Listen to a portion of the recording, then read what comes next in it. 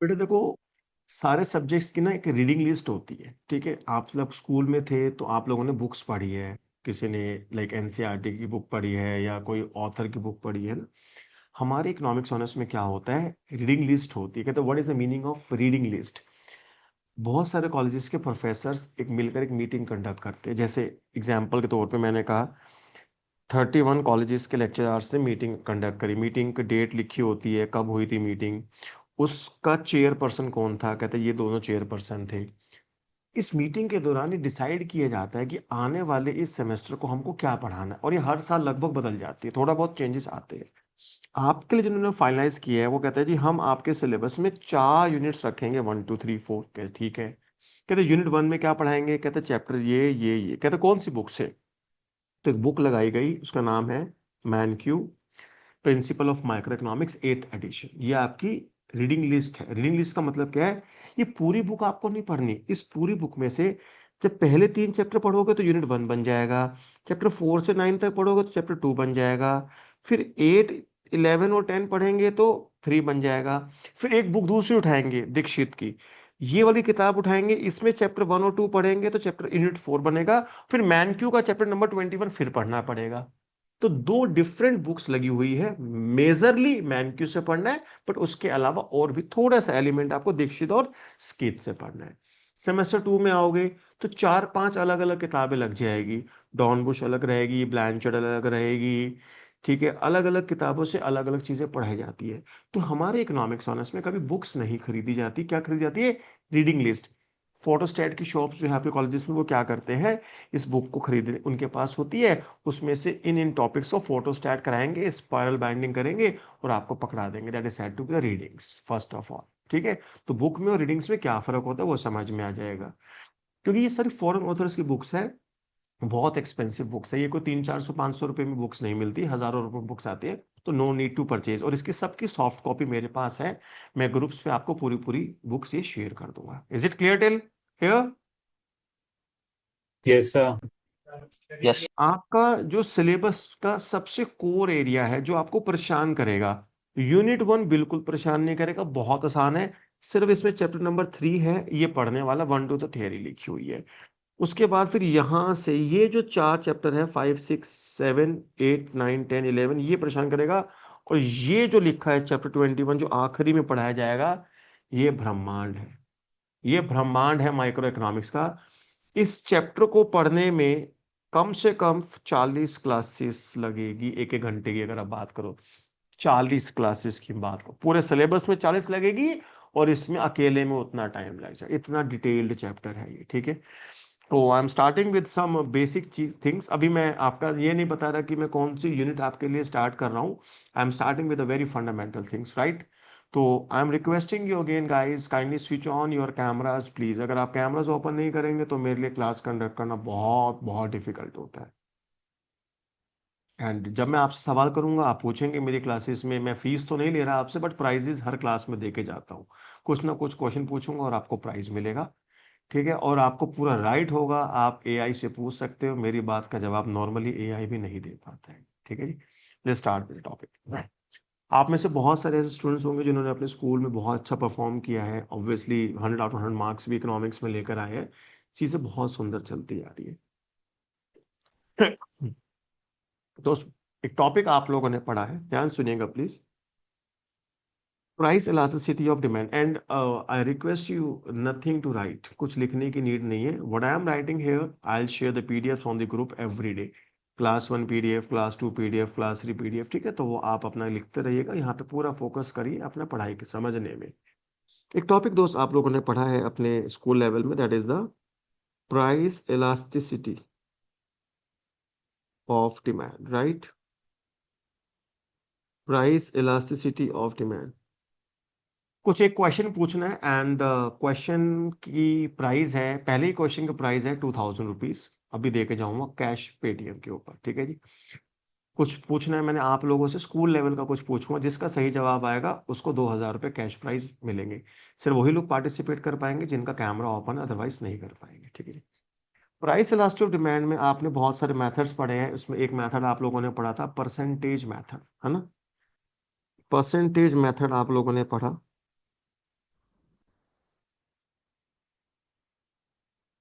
Percentage method के according आपसे पूछा गया कि प्राइस इलास्टिक डिमांड क्या होती है, तो आप लोगों ने बोला कि भैया percentage change in quantity demanded due to percentage change in price. Percentage change in quantity demanded due to percentage change in price, आपने इस तरीके से लिखा। फिर आपसे बोला गया कि बेटे डिमांड कर्व जो स्टीपर होता है या फ्लैटर होता है उसकी प्राइस इलास्टिक कैसे कैलकुलेट करते हैं। तो आपके स्कूल के रिस्पेक्टिव टीचर्स ने प्राइस इलास्टिसिटी की 5 कैटेगरी बनाई। वो कहते हैं जी जीरो भी हो सकती है, इन्फिनिटी भी हो सकती है, लेस देन वन भी हो सकती है, ग्रेटर देन वन भी हो सकती है, इक्वल टू वन भी हो सकती है। इन 5 कैटेगरी पे बनाया गया। Perfectly elastic, perfectly in elastic, less than unit elastic, more than unit elastic and unitary elastic. ये बात सबको याद होगी, राइट। मैंने यहाँ पे आप लोगों के लिए एक बहुत बेसिक सा डिमांड कर्व ड्रॉ किया। मैंने कहा we have a demand curve relatively steeper, we have a demand curve relatively steeper, ठीक है। तो मेरा आपसे सवाल है, मेरा आप सवाल है कि इस demand curve which is relatively steeper, जो आपको दिख रहा है इतना स्टीपर ये है, रीजन के साथ बताना पड़ेगा। इसकी जो प्राइस इलास्टिसिटी है वो जीरो है, इन्फिनिटी है, इक्वल टू वन है, ग्रेटर देन वन है या लेस देन वन है। Raise hand please. इसमें से कौन सी इलास्टिसिटी है। जो जो लोग पार्टिसिपेट करना चाहते हैं, 2000 का क्वेश्चन है, पार्टिसिपेट करने हैंड रेज करना पड़ेगा। ओनली वन कंटेस्टेंट हेयर, यश सिंगल। यश जी बताइए। Sir, I think it will be less than one because the अभी change अभी in अभी अभी अभी अभी अभी अभी अभी अभी अभी रुकिए। लेस देन वन है, ठीक है। ये सब लोग मैंने पहले हाईलाइट कर दिया था उसे आपके बोलने से पहले, the price elasticity is less than one. सब लोगों को ये पता है। अब जब मैं आपसे पूछूंगा कि ये लेस देन वन क्यों है, तो आप लोग जो जवाब देंगे वो क्या देंगे। सर मान लीजिए कंज्यूमर पहले ए पॉइंट पर है, जहां पर कंज्यूमर के लिए प्राइस था P1 और क्वांटिटी थी Q1। अगर मान लीजिए प्राइस चेंज हो जाता है P2, प्राइस फॉल कर गया, हमने कहा ठीक है जी। तो कंज्यूमर बी पॉइंट पर आ गए, हमने कहा बिल्कुल ठीक बात है जी। तो सर ये क्वांटिटी जो है वो Q1 से बढ़ के Q2 हो जाएगा, मैंने कहा बिल्कुल ठीक है। कहता सर ये चेंज इन प्राइस है और ये चेंज इन क्वांटिटी है, मैंने कहा बिल्कुल ठीक है। कहता सर बताओ प्राइस का चेंज बढ़ा या क्वांटिटी का चेंज बढ़ा, मैंने कहा भैया प्राइस का चेंज बढ़ा है इस दिखने में तो। बच्चा कहता है सर डिनोमिनेटर देखो, परसेंटेज चेंज इन प्राइस है, मतलब डिनोमिनेटर बड़ा है एज कंपेयर टू न्यूमरेटर, और जब डिनोमिनेटर बड़ा होता है न्यूमरेटर से तो आंसर लेस देन वन होता है। अगर ये आपका जवाब है तो ये वाहियात आंसर है, बिल्कुल खराब आंसर है, गलत जवाब ये जवाब है तो हैंड डाउन रखिएगा please. Now give me the reason why the price elasticity of this demand curve is less than. Deepanshu ji hand raise या कैमरा ओपन करके प्लीज बात करेंगे। Deepanshu unmute yourself and say बेटा। हाँ जी। सर इसकी स्लोप ज्यादा है इसलिए। नहीं, wrong. Yati. Sir, the elasticity is less than zero because because even though there's a greater fall in price, there's a comparatively less increase in quantity demanded, which is because this represents a case of necessity goods and wrong answer, goods. Wrong answer. Samriddhi. So I think this is because the the impact, like it shows the example of such goods where even though the price will fluctuate, the quantity demanded would not, and a comparative lower 22 August impact हो would. रहा है, 22 अगस्त 7:30 बजे। आज इस बात को ना कहीं लिख लीजिए। मैं जब भी कोई बात आपसे करूंगा बिना डेरिवेशंस बिना प्रूफ्स के ना मैं आंसर पूछा करता ना बताया करता। जिस चीज का मैं प्रूफ नहीं कर सकता मैं वो स्टेटमेंट ही नहीं बोलता। अगर जिस चीज को मैं मैथमेटिकली प्रूफ नहीं करूंगा मैं वो स्टेटमेंट कभी जिंदगी में बोलूंगा नहीं। इस बात को समझ लीजिए। थियोरिटिकल मेरे पास कुछ नहीं है, everything has a derivation, without derivation PMG बात नहीं करते, ठीक है जी। तो जो भी आप ये कहानी मेरे को सुना रहे हो, please I am sorry to say these words, लेकिन ये जो कहानी स्कूल में आप पढ़ के आए हो, नेसेसिटी गुड, ये गुड वो गुड, ये सब लल्ला लोरी है, ये हमारे इकोनॉमिक्स में इसका कोई वजूद नहीं है। यहाँ without derivation, without diagrams, nothing to write. Shri Ram साहब, सर इसका एक तो एंगल क्या 45 डिग्री से कम है, तो सर tan थीटा 1 से कम होगा। Darling, slope and price elasticity are two different things. और टेन थीटा की आप बात करते हो ना, तो आपने पहली बार पढ़ा था 11वीं क्लास में, chapter number 10 straight line NCERT का, पेज नंबर 229, 10.1 डेफिनेशन लिखी हुई थी। The tangency of the inclination made between the line and the positive direction of x axis made anti clockwise. ठीक है, तो स्लोप नहीं सिखाई है यहाँ, और स्लोप का एक्चुअल मतलब जो होता है वो कुछ और होता है, change in dependent variable due to change in the independent variable. ठीक है, आप जैसे 1.5 लाख पढ़ाया, I am sorry to say darling, but थोड़ा सा फोकस रहिए स्लोप के ऊपर, नहीं यहाँ पे इलास्टिसिटी की बात करो। अब डेरिवेशन की खूबसूरती समझिएगा। देखिए परसेंटेज चेंज, पहली बात जो आपने आज तक पढ़ा, सबने स्कूल में 99% कह रहा हूं सबने ये पढ़ा है कि भैया प्राइस का चेंज बड़ा है, क्वांटिटी का चेंज छोटा है, डिनोमिनेटर बड़ा है, इसलिए आंसर लेस। सबने ये पढ़ा ना, बोलो हाँ या ना, इतना तो बताओ, सबने ये पढ़ा है ना आज तक। ये जो तुम्हारा फालतू होता है संदीप गर्ग, उसने ये तो Yes, लिखा है sir. किताब में, और क्या लिखा है, maximum students are you from read the Sandeep Garg किताब ना, ये तो लिखा उसने। Yes, sir. ठीक है ना, आइए पहले तो उस बात को गलत प्रूफ करते हैं, फिर सही क्या है वो देखेंगे, पहले जो पढ़ के आया वो गलत क्यों है। परसेंटेज चेंज इन क्वांटिटी में कैसे निकालते थे, आप कहते थे चेंज इन क्वांटिटी अपॉन में ओरिजिनल क्वांटिटी इनटू में 100, चेंज इन प्राइस अपॉन में ओरिजिनल प्राइस इनटू में 100, ये 100 कैंसिल हो गया, delta Q upon delta P into में P1 अपॉन में Q1। ये तो पढ़ा आप लोगों ने। इसके बाहर एक मोड लगा देते थे कि भैया आंसर नेगेटिव आएगा तो पॉजिटिव बना देंगे, या कोई कोई स्कूल वाले रट्टा करवाए थे, माइनस लगा दो जी बाहर ऐसे करके। This is the maximum thing आप पढ़ के आए हैं। मेरा आपसे दोस्त एक सवाल है, सोच के जवाब दीजिएगा। ये जो P1 से P2 आया है, ये सिर्फ प्राइस का चेंज को रिप्रेजेंट करता है या परसेंटेज चेंज इन प्राइस को रिप्रेजेंट करता है? परसेंटेज चेंज इन प्राइस तो delta P upon P1 into 100, this is percentage in price. क्या ये है? It is just a change in price, it does not represent the percentage change in price. समझिए आप मेरी बात को। या आप कहते हो जी डेल्टा पी डिनोमिनेटर मान लिया, क्या डिनोमिनेटर में डेल्टा पी लिखा है? It is delta P, no it is not delta P, it is percentage change in price which is not delta P. Delta P उसका छोटा सा कंपोनेंट है।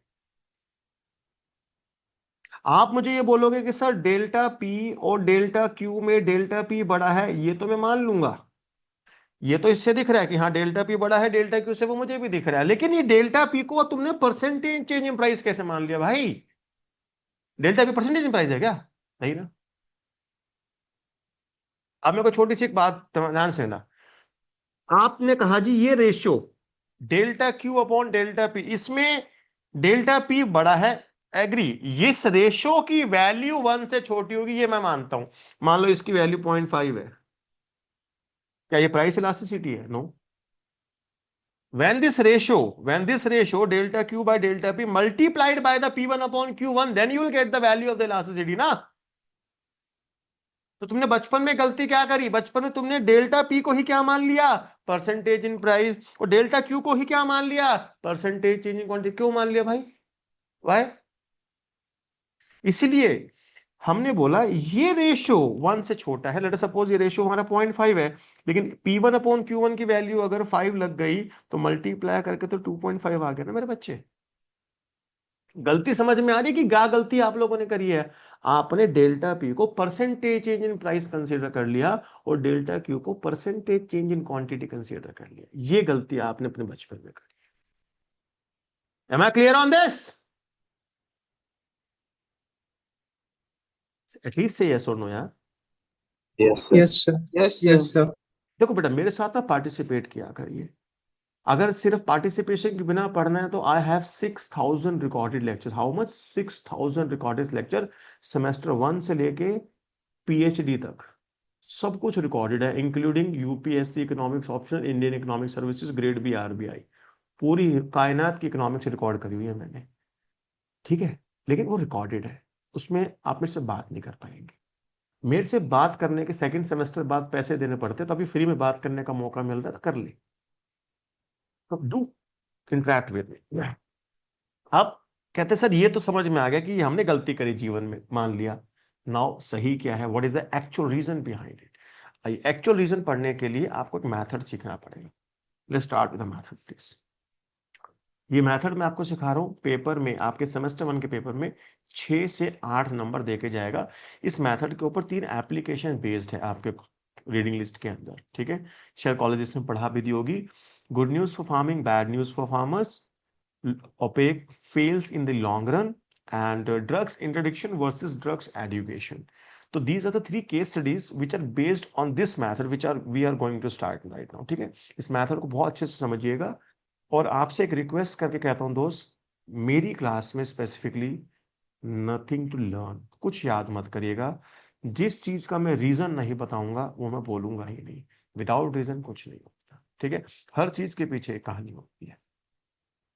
Now we are starting, that is the expenditure method.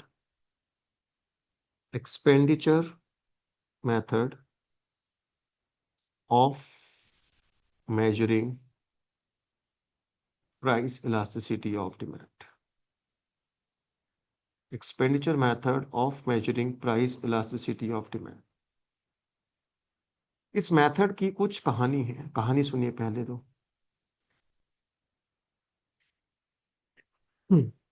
Qualitative technique, qualitative technique of measuring price elasticity. कहते क्या मतलब है, सुनिए ध्यान से। आपने अभी पढ़ा परसेंटेज मेथड, आपने यहाँ पे वैल्यूज डालते थे, फॉर्मूले के अंदर वैल्यू डालते, कभी आंसर 2.5 आता था, कभी 0.7 आता था, कभी 3 आता था, कभी 1.8, ऐसे वैल्यू आती थी ना। एक वैल्यू आती थी, इसको बोलते हैं क्वांटिटी आती थी, क्वांटिटेटिव। तो परसेंटेज मेथड जो था वो आपको एग्जैक्ट वैल्यू बताता था कि what is the value of price elasticity. तो this method was quantitative technique. कौन सा था ये? Quantitative technique.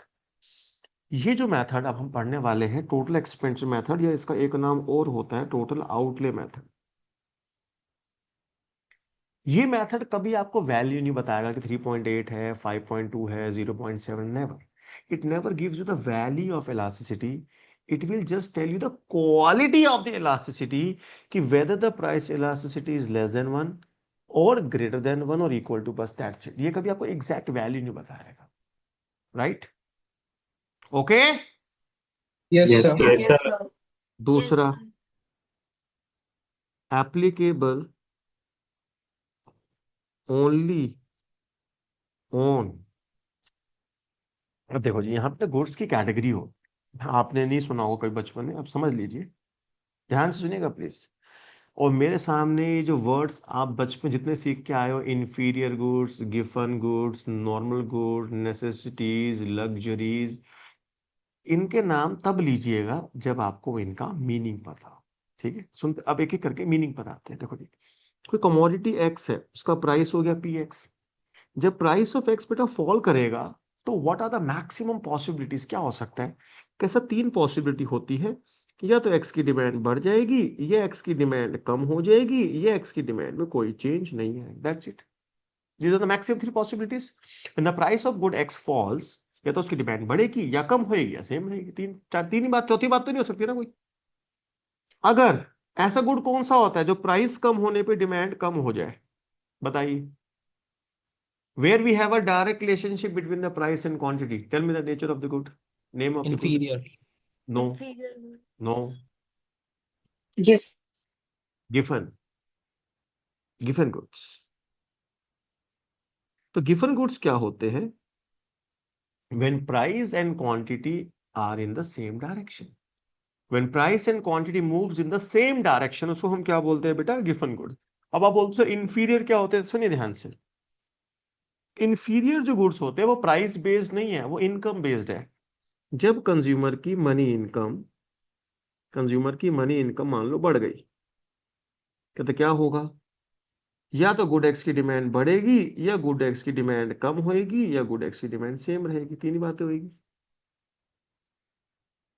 जो इनकम और क्वांटिटी के साथ डायरेक्ट रिलेशन मेंटेन करता है, इनकम बढ़ी डिमांड बढ़ी, इनकम बढ़ी डिमांड बढ़ी, इनकम कम हुई डिमांड कम हुई, उन गुड्स को हम बोलते हैं नॉर्मल गुड्स। क्या बोलते हैं बेटा? Normal goods. और जो इनकम के साथ इनवर्स रिलेशनशिप होल्ड करेगा, इनकम बढ़ेगी डिमांड कम होगी, या वाइसा वर्सा, इनकम कम होने पे डिमांड बढ़ेगी, उन गुड्स का नाम दिया जाता है इंफीरियर गुड्स। और इनकम में चेंज आया, उसकी डिमांड ना बढ़ी ना कम हुई, ऐसे गुड्स को बोला जाता है नॉन लीनियर। क्या बोलते हैं बेटा? Non linear goods.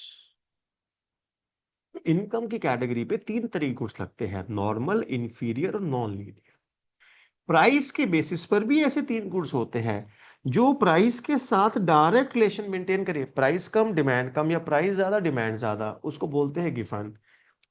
प्राइस के साथ जो इनवर्स रिलेशनशिप मेंटेन करे, प्राइस कम डिमांड बढ़ जाएगी, या प्राइस बढ़ेगा और डिमांड कम होगी, ऐसे गुड्स को बोलते हैं ऑर्डिनरी गुड्स। और जिसके प्राइस में चेंज आने की वजह से इसकी डिमांड में कोई चेंज ही नहीं आया, वो होते हैं परफेक्टली इनइलास्टिक। Perfectly inelastic.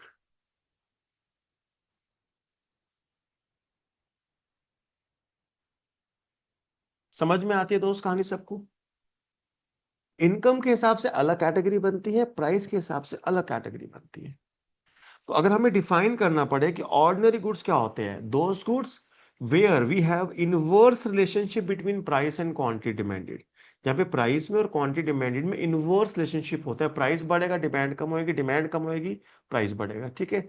तो वो ऑर्डिनरी होते हैं। जहाँ प्राइस क्वांटिटी का डायरेक्ट रिलेशनशिप होता है वो गिवन होता है, प्राइस के साथ कोई रिलेशन ही नहीं होता कमोडिटी का, वो परफेक्टली इनलास्टिक। यहाँ पे इंफीरियर का नाम भी मत लेना, inferior are on the income category. Income में जब चेंज आएगा तो देखेंगे कि गुड की डिमांड बढ़ रही है कम हो रही है। अगर जो इनकम के साथ डायरेक्ट रिलेशनशिप मेंटेन करेगा नॉर्मल, इनकम के साथ इनवर्स मेंटेन करेगा इंफीरियर, इनकम में चेंज होगा डिमांड में चेंज नहीं होगा तो non linear goods, right. Ayushman ji सवाल कर सकते हैं, आपकी क्वेरी बच्चे। सर हमने तो ये पढ़ा था कि given goods are special type of हमने इंफीरियर। हमने हमें मैं नहीं आता जी। नहीं सर, और मतलब और मैं ये और ये संदीप गर्ग की बात यहाँ पे बिल्कुल नहीं चलेगी, या इको ऑनर्स या मनोज गर्ग की बात चलती है, हाँ, ठीक है। मतलब सर वो गलत बात थी जो। गलत नहीं है, अभी जब आपको मैं ब्रेकअप करके दिखाऊंगा तो मैं एक स्टेटमेंट बोलूंगा, all inferior goods are given goods because they have the positive income effect, वो एक अलग कैटेगरी बनेगी। ठीक। यश सिंगल साहब। Sir, can you give an example of non-linear goods? Anything which is, आप जिसको बोल देंगे मैं उसे नॉन लीनियर प्रूव कर दूंगा, समझिए ध्यान से। और एक बात और सुन लीजिए, ये एग्जाम्पल पे मत जाइएगा, आज तो आपने पूछ लिया, मैं बता रहा हूँ डेफिनेशन बेस्ड पढ़ाई की जाती है। अब मैं आपसे छोटा सा एक एग्जाम्पल देता हूँ, सब लोग बड़े ध्यान से सुनिएगा, ठीक है। मैंने कहा भाई एक कमोडिटी है फैन, एक कमोडिटी है कूलर, एक कमोडिटी है एयर कंडीशन एसी, ठीक है। हमें ये देखना है कि ये नॉर्मल गुड है, इंफीरियर है, या नॉन लीनियर है। एक व्यक्ति था, उसकी जो इनकम थी, उसकी इनकम थी पहले 10,000 रुपये महीने की। इनकम कितनी थी भैया? 10,000 रुपये महीना। मैंने कहा तेरे घर में क्या है बे? कूलर है? कहते मालिक कैसी बात करते, 10,000 रुपये कूलर कैसे लाऊंगा? कूलर नहीं है, कूलर की डिमांड नहीं करता। मैं कहा एसी लगा? एसी? कहते नहीं मालिक एसी भी नहीं है। मैं पंखा लगा? कहता हाँ आई हैव वन फैन। तो बंदा, income of consumer was 10,000 rupees per month, उसके घर में एक फैन था, मतलब फैन की एक यूनिट की डिमांड थी, कूलर और एसी की कोई डिमांड नहीं हुआ करती थी। Am I clear till here? Yes, sir. Yes, Yes, sir. sir. देखो यार, Yes, कैमराज sir. अगर आप बंद करोगे ना तो मजा नहीं आएगा। देखिए यार, देखिए मैं आपको अपनी बारे में बता दूं जी, मैं मजे लेने के लिए पढ़ाता हूँ, मेरे को बड़ा मजा आता है पढ़ाते समय, ठीक है। और हर साल नए नए चेहरे, नए बच्चों को ट्रेन करता हूँ, तो मतलब बहुत ही बढ़िया फील करता हूँ। आप कैमरा बंद करके बैठेंगे तो कैसे काम चलेगा? मैं भी कैमरा बंद कर दूं, आपको सिर्फ आवाज आए आकाशवाणी की तरह, अच्छा लगेगा? नहीं ना। प्लीज ओपन वेबकैम यार, ऐसा कोई गलत काम थोड़ा ना आपने किया जो आप मुंह नहीं दिखा सकते। ओपन वेबकैम से यार। अचानक से इस कंज्यूमर की इनकम होगी 50,000। मैंने कहा भैया क्या करते हो? कूलर है घर में? कहता हाँ जी सर मैंने एक कूलर परचेज कर लिया। मैं कहा वेरी गुड। मैं कहा एसी? कहता नहीं सर एसी महंगा नहीं ले सकता। मैं कहा फैन? कहता हाँ फैन है मेरे घर में अभी। अब ध्यान सुनिएगा, इस ट्रांजिशन फेज के अंदर जब आपकी इनकम 10,000 से 50,000 रुपये हुई, क्या आपने कूलर की डिमांड बढ़ाई या कम करी? बढ़ाई। When income increases demand increases, तो cooler is a normal good. बोलो हाँ। Yes, sir. फैन की डिमांड आपने बढ़ाई या कम करी?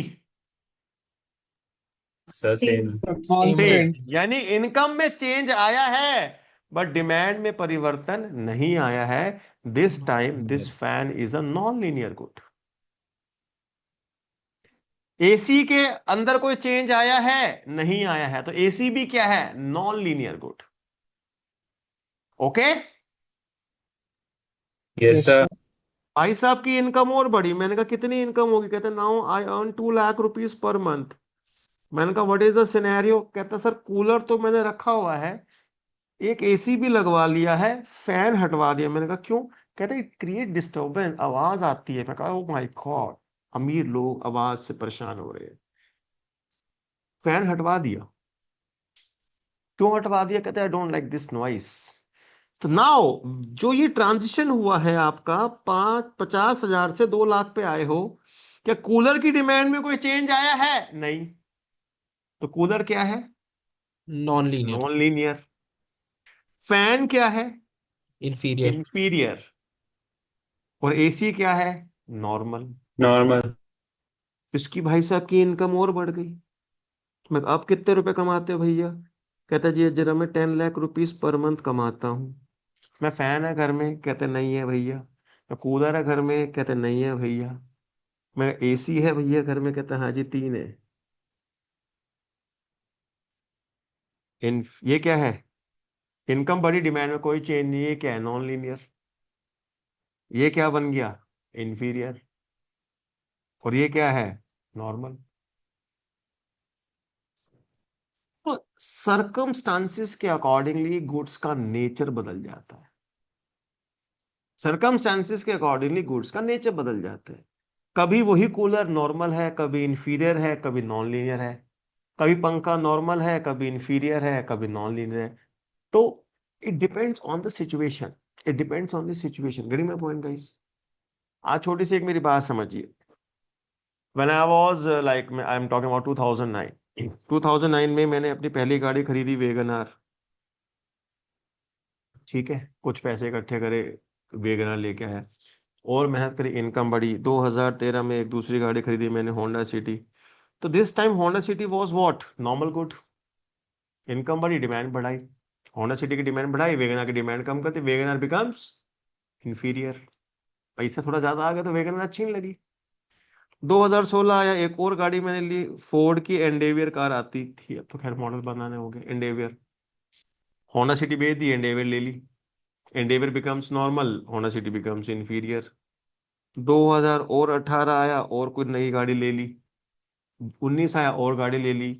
तो आगे आगे चलते जा रहे हो, पीछे गाड़ी छोड़ते जा रहे हो, अगली अगली गाड़ी। आज की डेट में फॉर एग्जांपल मैं कहता हूँ भाई मेरे पास BMW है, तो ये सारी गाड़ी कैसी हो गई? इन्फीरियर हो गई। अब पैसे और आएंगे तो सपोज करो मैं रोल्स रॉयस ले लेता हूँ कभी जिंदगी में, तो ये BMW क्या बन जाएगी? इन्फीरियर बन जाएगी। तो लेकिन जिस समय मैंने उसको परचेज किया that time it was normal. Getting my point guys? तो इकोनॉमिक्स का एक सीधा सा सिद्धांत है, नथिंग इज परमानेंट। समय के हिसाब से, इनकम कैटेगरी के हिसाब से चीजें बदलती जाती है। तो अगर आपसे पूछे सर कूलर क्या है, कहते हैं डेटा बता, डेटा के हिसाब से बताऊंगा कूलर क्या है। एक सिंगल स्टेटमेंट से नहीं बता सकता कूलर क्या है, एक सिंगल स्टेटमेंट से नहीं बता सकता एसी क्या है। यू हैव टू चेक कि इनकम में चेंज आया है, तो हमें क्या करना पड़ेगा? वी हैव टू कंपेयर कि कौन सी डेफिनेशन फिट हो रही है उस पर्टिकुलर ट्रांजिशन फेज के अंदर। राइट यश जी?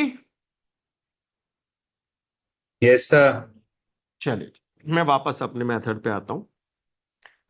तो पहला चीज क्या है? ये जो मेथड है ये क्वालिटेटिव टेक्निक है, ये क्वांटिटेटिव टेक्निक नहीं है। ये सिर्फ आपको क्वालिटी बताएगा, whether the price elasticity is less than 1, equal to 1 या ग्रेटर देन 1, ये उसकी एग्जैक्ट वैल्यू नहीं बताएगा। दूसरी चीज, it is applicable only on ordinary goods. सिर्फ किस पे लगेगा? Ordinary goods. ऑर्डिनरी गुड्स कौन से होते हैं? जहां प्राइस और क्वांटिटी में कैसा होता है? Inverse relation. प्राइस बढ़ेगा, डिमांड कम, प्राइस कम, डिमांड अप। जब प्राइस क्वांटिटी का इनवर्स रिलेशनशिप है, ये सिर्फ वहीं पर अप्लाई होगा, अदरवाइज कहीं पर भी अप्लाई नहीं। Right? Is it clear? Yes sir. Yes, sir. Method क्या कहता है वो देखो जी। एक्सपेंडिचर मेथड, एक्सपेंडिचर मेथड क्या है? कहता है 3 तरीके की प्राइस इलास्टिसिटी होती है। कहता है या तो लेस देन 1 होती है जी, या ग्रेटर देन 1 होती है, या इक्वल टू 1 होती है। Less than 1, greater than 1, equal to 1। हमें क्या करना है? कहता है compare relation between price and total expenditure. कहता है आपको प्राइस और एक्सपेंडिचर में रिलेशन मेंटेन करना है। मैंने कहा प्राइस क्वांटिटी में करो। कहता वो तो 100% इनवर्स होगा। मैंने कहा क्यों होगा? कहता क्योंकि हमें सिर्फ किसकी बात करनी है? ऑर्डिनरी गुड्स की बात करनी है। तो प्राइस क्वांटिटी में तो इनवर्स रिलेशनशिप होना मैंडेटरी है। अगर वो नहीं है तो ये मेथड अप्लाई नहीं होगा। तो प्राइस और क्वांटिटी में तो पहली बात इनवर्स रिलेशनशिप लगेगा। उसके बाद what we will do, we will compare the price and total expenditure का रिलेशनशिप। मेथड कहता है अगर डायरेक्ट रिलेशन है, if direct relation between price and total expenditure, तो प्राइस से लास्ट लेस देन 1 है। If inverse relation between price and total expenditure, तो greater than 1 है। If due to change in price, if due to change in price total expenditure remains constant, तो equal to 1। ये कुछ खास समझ में नहीं आएगा, मैं डेटा लिख रहा हूँ, उस डेटा के हिसाब से समझने की कोशिश करेंगे। या देखिए आप कैमरा अगर बंद करेंगे ना बिल्कुल फील नहीं आती है पढ़ाने की। Please do open your webcams. Price, quantity, total expenditure. मैंने कहा जी प्राइस जो है हमारा 10 रुपये था, हम 100 यूनिट्स डिमांड किया करते थे, 1000 रुपीज हमारा खर्चा हुआ करता था। ठीक है ना? 10 रुपये प्राइस था, 100 क्वांटिटी डिमांड किया करते थे, तो खर्चा कितना होता था भैया हमारा? 1000। इस बात को हम कॉपी कर लेते हैं।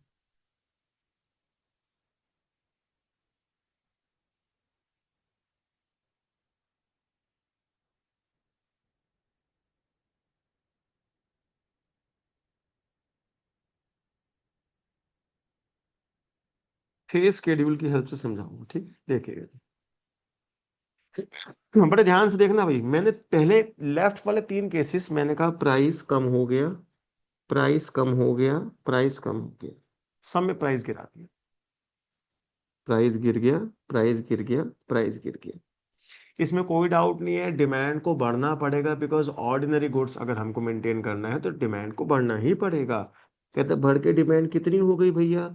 मैंने कहा प्राइस कम हुआ है और डिमांड बढ़ के आपकी 120 हो गई। कहते यहाँ पे कितनी होगी? मैंने कहा डिमांड बढ़ के आपकी 250 हो गई, यहाँ पे डिमांड बढ़ के आपकी 200 हो गई। आप ध्यान से देखेंगे प्राइस कम हुआ है, मैंने तीनों ही जगह क्वांटिटी को तो इंक्रीज किया है ना, कहीं क्वांटिटी तो कम नहीं करी। तो तीनों ही जगह प्राइस क्वांटिटी में, प्राइस क्वांटिटी में, प्राइस क्वांटिटी में रिलेशनशिप कैसा है बेटा? इनवर्स, मतलब ऑर्डिनरी गुड्स का जिक्र किया जा रहा है। Now if we multiply by these two, तो यहाँ पे एक्सपेंडिचर हुआ 600, यहाँ पर एक्सपेंडिचर हुआ 1250, और यहाँ पर एक्सपेंडिचर हुआ 1000। यहाँ पे देखोगे तो एक्सपेंडिचर आपका गिर गया है, यहाँ पे देखोगे तो एक्सपेंडिचर आपका बढ़ गया है, और यहाँ पे देखोगे तो एक्सपेंडिचर में कोई चेंज नहीं आया। Right? Yes, sir. Prime condition goods must be ordinary, मतलब प्राइस और क्वांटिटी का इनवर्स रिलेशनशिप होना ही चाहिए।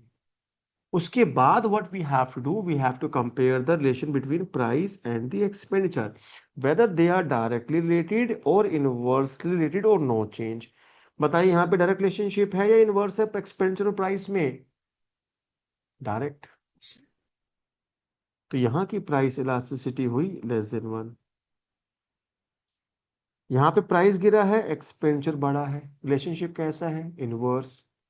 तो यहाँ की प्राइस इलास्टिसिटी हुई ग्रेटर देन 1। यहाँ पे प्राइस तो गिरा है बट एक्सपेंडिचर में चेंज नहीं आया है, तो यहाँ की प्राइस इलास्टिसिटी हुई इक्वल टू 2। देखो ये इस मेथड ने बोला अगर डायरेक्ट रिलेशनशिप है किस किस के बीच में? प्राइस और एक्सपेंडिचर में, then the price elasticity is less than 1। हमने कहा जी डायरेक्ट रिलेशनशिप है तो elasticity is less than 1। 3 examples और देखिएगा। हमने कहा प्राइस बढ़ गया, प्राइस बढ़ गया, प्राइस बढ़ गया, तीनों जगह प्राइस बढ़ाया है, तो तीनों जगह क्वांटिटी तो कम होगी होगी, बिकॉज हमें ऑर्डिनरी गुड्स को कंसीडर करना है। हमने यहाँ पे कम करके 80 कर दी, यहाँ पे कम करके 30 कर दिया, और यहाँ पे कम करके 50 कर दी। मल्टीप्लाई करेंगे तो आंसर इज 1600, आंसर इज 600, और आंसर इज 1000। प्राइस बढ़ा, प्राइस बढ़ा, प्राइस बढ़ा, एक्सपेंडिचर बढ़ा, एक्सपेंडिचर कम हुआ, एक्सपेंडिचर अनचेंज रहा। रिलेशनशिप कैसा है प्राइस और एक्सपेंडिचर का? डायरेक्ट। डायरेक्ट है तो प्राइस इलास्टिसिटी कैसी होगी भैया? Less than 1। प्राइस और एक्सपेंडिचर में रिलेशनशिप कैसा है? इनवर्स। इनवर्स है तो कैसी इलास्टिसिटी होगी भैया? Greater than 1। प्राइस में चेंज आया बट एक्सपेंडिचर में चेंज नहीं आया, तो price elasticity is equal to 1।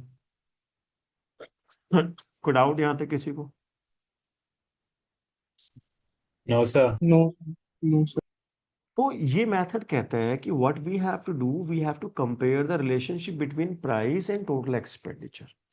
Undoubtedly price और क्वांटिटी का तो इनवर्स रिलेशन चाहिए ही चाहिए, क्योंकि अगर नहीं होगा तो वो ऑर्डिनरी गुड नहीं कहलाएगा। ये बात सबको समझ में आ गई?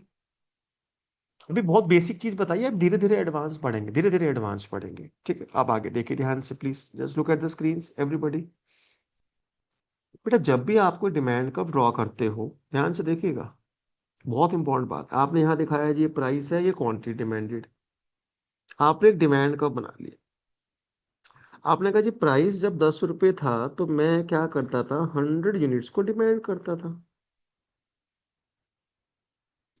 पॉइंट्स ए है ये आपका डिमांड कर्व। ऐसे दिखाते थे ना बचपन में, when price was 10 you was demanding 100 units. कितने रुपए खर्च कर रहे हो आप?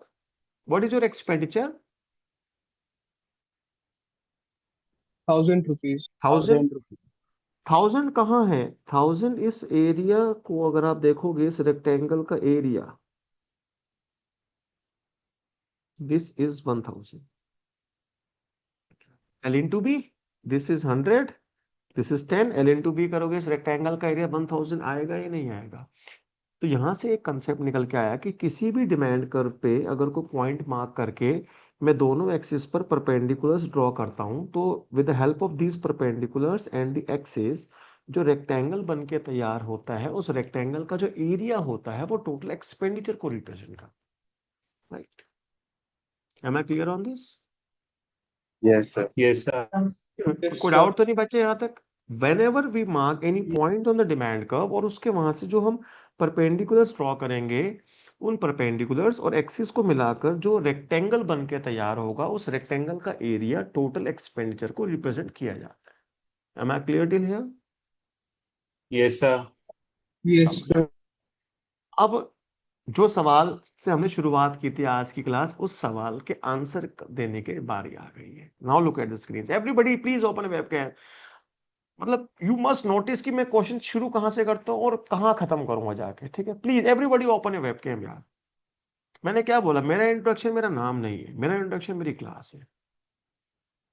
आप जिस मर्जी कॉलेज से, जिस मर्जी स्टेट से बिलोंग करते हो, ठीक है, आपके कॉलेज का टॉपर मेरा स्टूडेंट ही हो, ये मेरा चैलेंज। प्लीज यार वेबकैम्स ओपन करेंगे तो बहुत मजा आता है मुझे। Everybody please. अच्छा, जिसको समझ में आ रहा है ना, वो लोग सब लोग कैमरा ओपन करें, जिसको समझ में आ रहा है। Very good, thank you, thank you, thank you. देखिए जी, मैं 2 डायग्राम्स बना रहा हूं आप लोगों के लिए। आज आप कंपेयर करके बताएंगे कि किसकी इलास्टिसिटी लेस देन 1 है और किसकी। मैं नहीं बताऊंगा, आप बताएंगे, ठीक है? क्योंकि मैंने आपको सिखाया। देखिए तो उसमें जानबूझ के क्या कर रहा हूं, मैंने एक कर्व ड्रॉ किया रिलेटिवली स्टीपर और एक कर्व ड्रॉ किया मैंने रिलेटिवली फ्लैटर, ठीक है? करा ना ऐसे?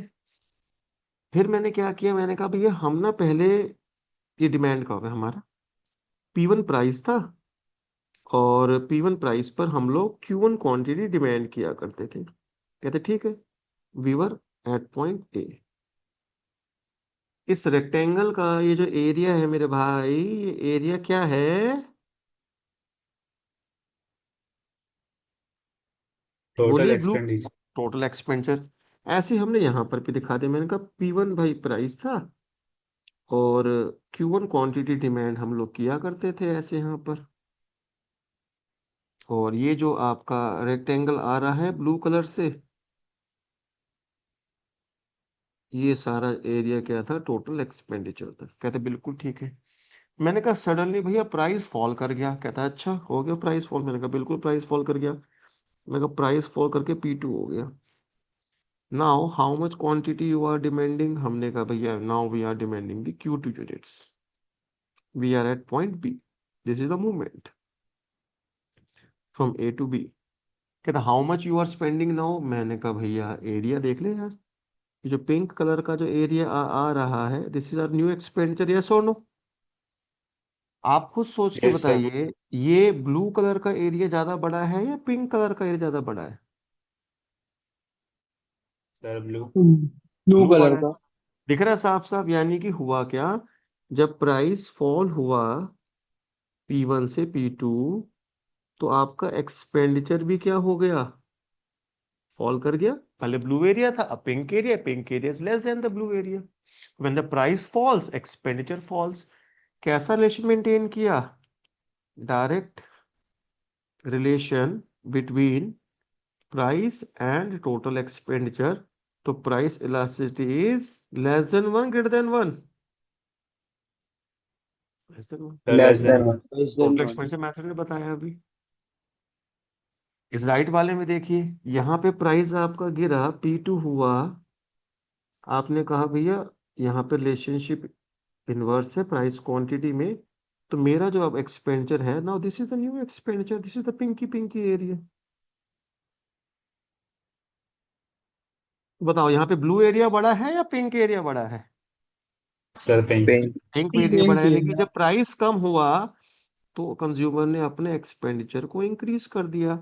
तो इनवर्स रिलेशन मेंटेन हुआ बेटा, inverse relation between price and total expenditure. Relationship inverse है तो price elasticity is greater than 1। Greater than. इसलिए जो स्टीपर डिमांड कर्व है उसकी प्राइस इलास्टिसिटी लेस देन 1 होती है, और जो फ्लैटर डिमांड कर्व होता है उसकी प्राइस इलास्टिसिटी ग्रेटर देन 1 होती है। और इस बात का जवाब एक्सपेंसिव मेथड दे ही नहीं सकता। इस बात का जवाब एक्सपेंसिव मेथड दे ही नहीं सकता। तो आज के बाद ये मत कहना कि भैया ये परसेंटेज चेंज ज़्यादा है, परसेंटेज चेंज कम है, क्योंकि एक्सिस पे कोई परसेंटेज दिखाई ही नहीं जाती। एक्सिस पे सिर्फ क्या आता है, change in price and change in quantity. ये बात सबको समझ में आती है? Yes, आज sir. एक आज एक बात और बताता हूँ आपको, आप पूरी जिंदगी याद करते आए हो, आज उसका रीजन बताता हूँ, सुनिए ध्यान से। सुनना जी ध्यान से प्लीज। बचपन से आप याद करके आए हो, रीजन आज तक भी नहीं पता था आपको, आज पहली बार रीजन पता लगेगा। ये प्राइस है, ये क्वांटिटी है। मैंने कहा भैया 10 रुपये प्राइस था, ठीक है। हम लोग क्या करते थे, हम लोग 100 यूनिट्स डिमांड करते थे। ये एक पॉइंट है। कितने रुपए खर्च करे भैया आप लोगों ने? 1000 रुपये। दिस एरिया रिप्रेजेंट 1000 ना। Yes. हमने कहा जी प्राइस हो गया भैया 5 रुपये। कहते डिमांड कितनी कर दी? मैंने कहा भैया हमने 200 डिमांड कर दी।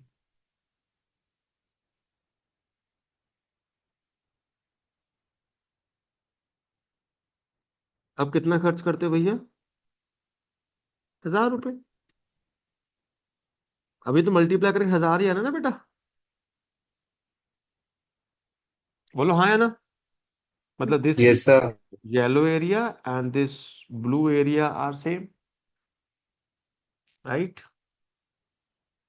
कोई दिक्कत तो नहीं किसी को? आप एक टर्म याद करिए, टर्म आपने पढ़ी है, रेक्टेंगुलर हाइपरबोला।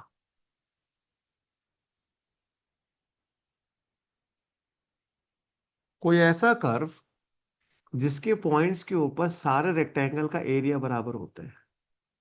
कोई ऐसा कर्व जिसके रेक्टेंगल के ऊपर सारे एरियाज क्या होते हैं, जिसके पॉइंट्स के ऊपर सारे रेक्टेंगल्स के रेक्टेंगल हाइपरबोला कहते थे।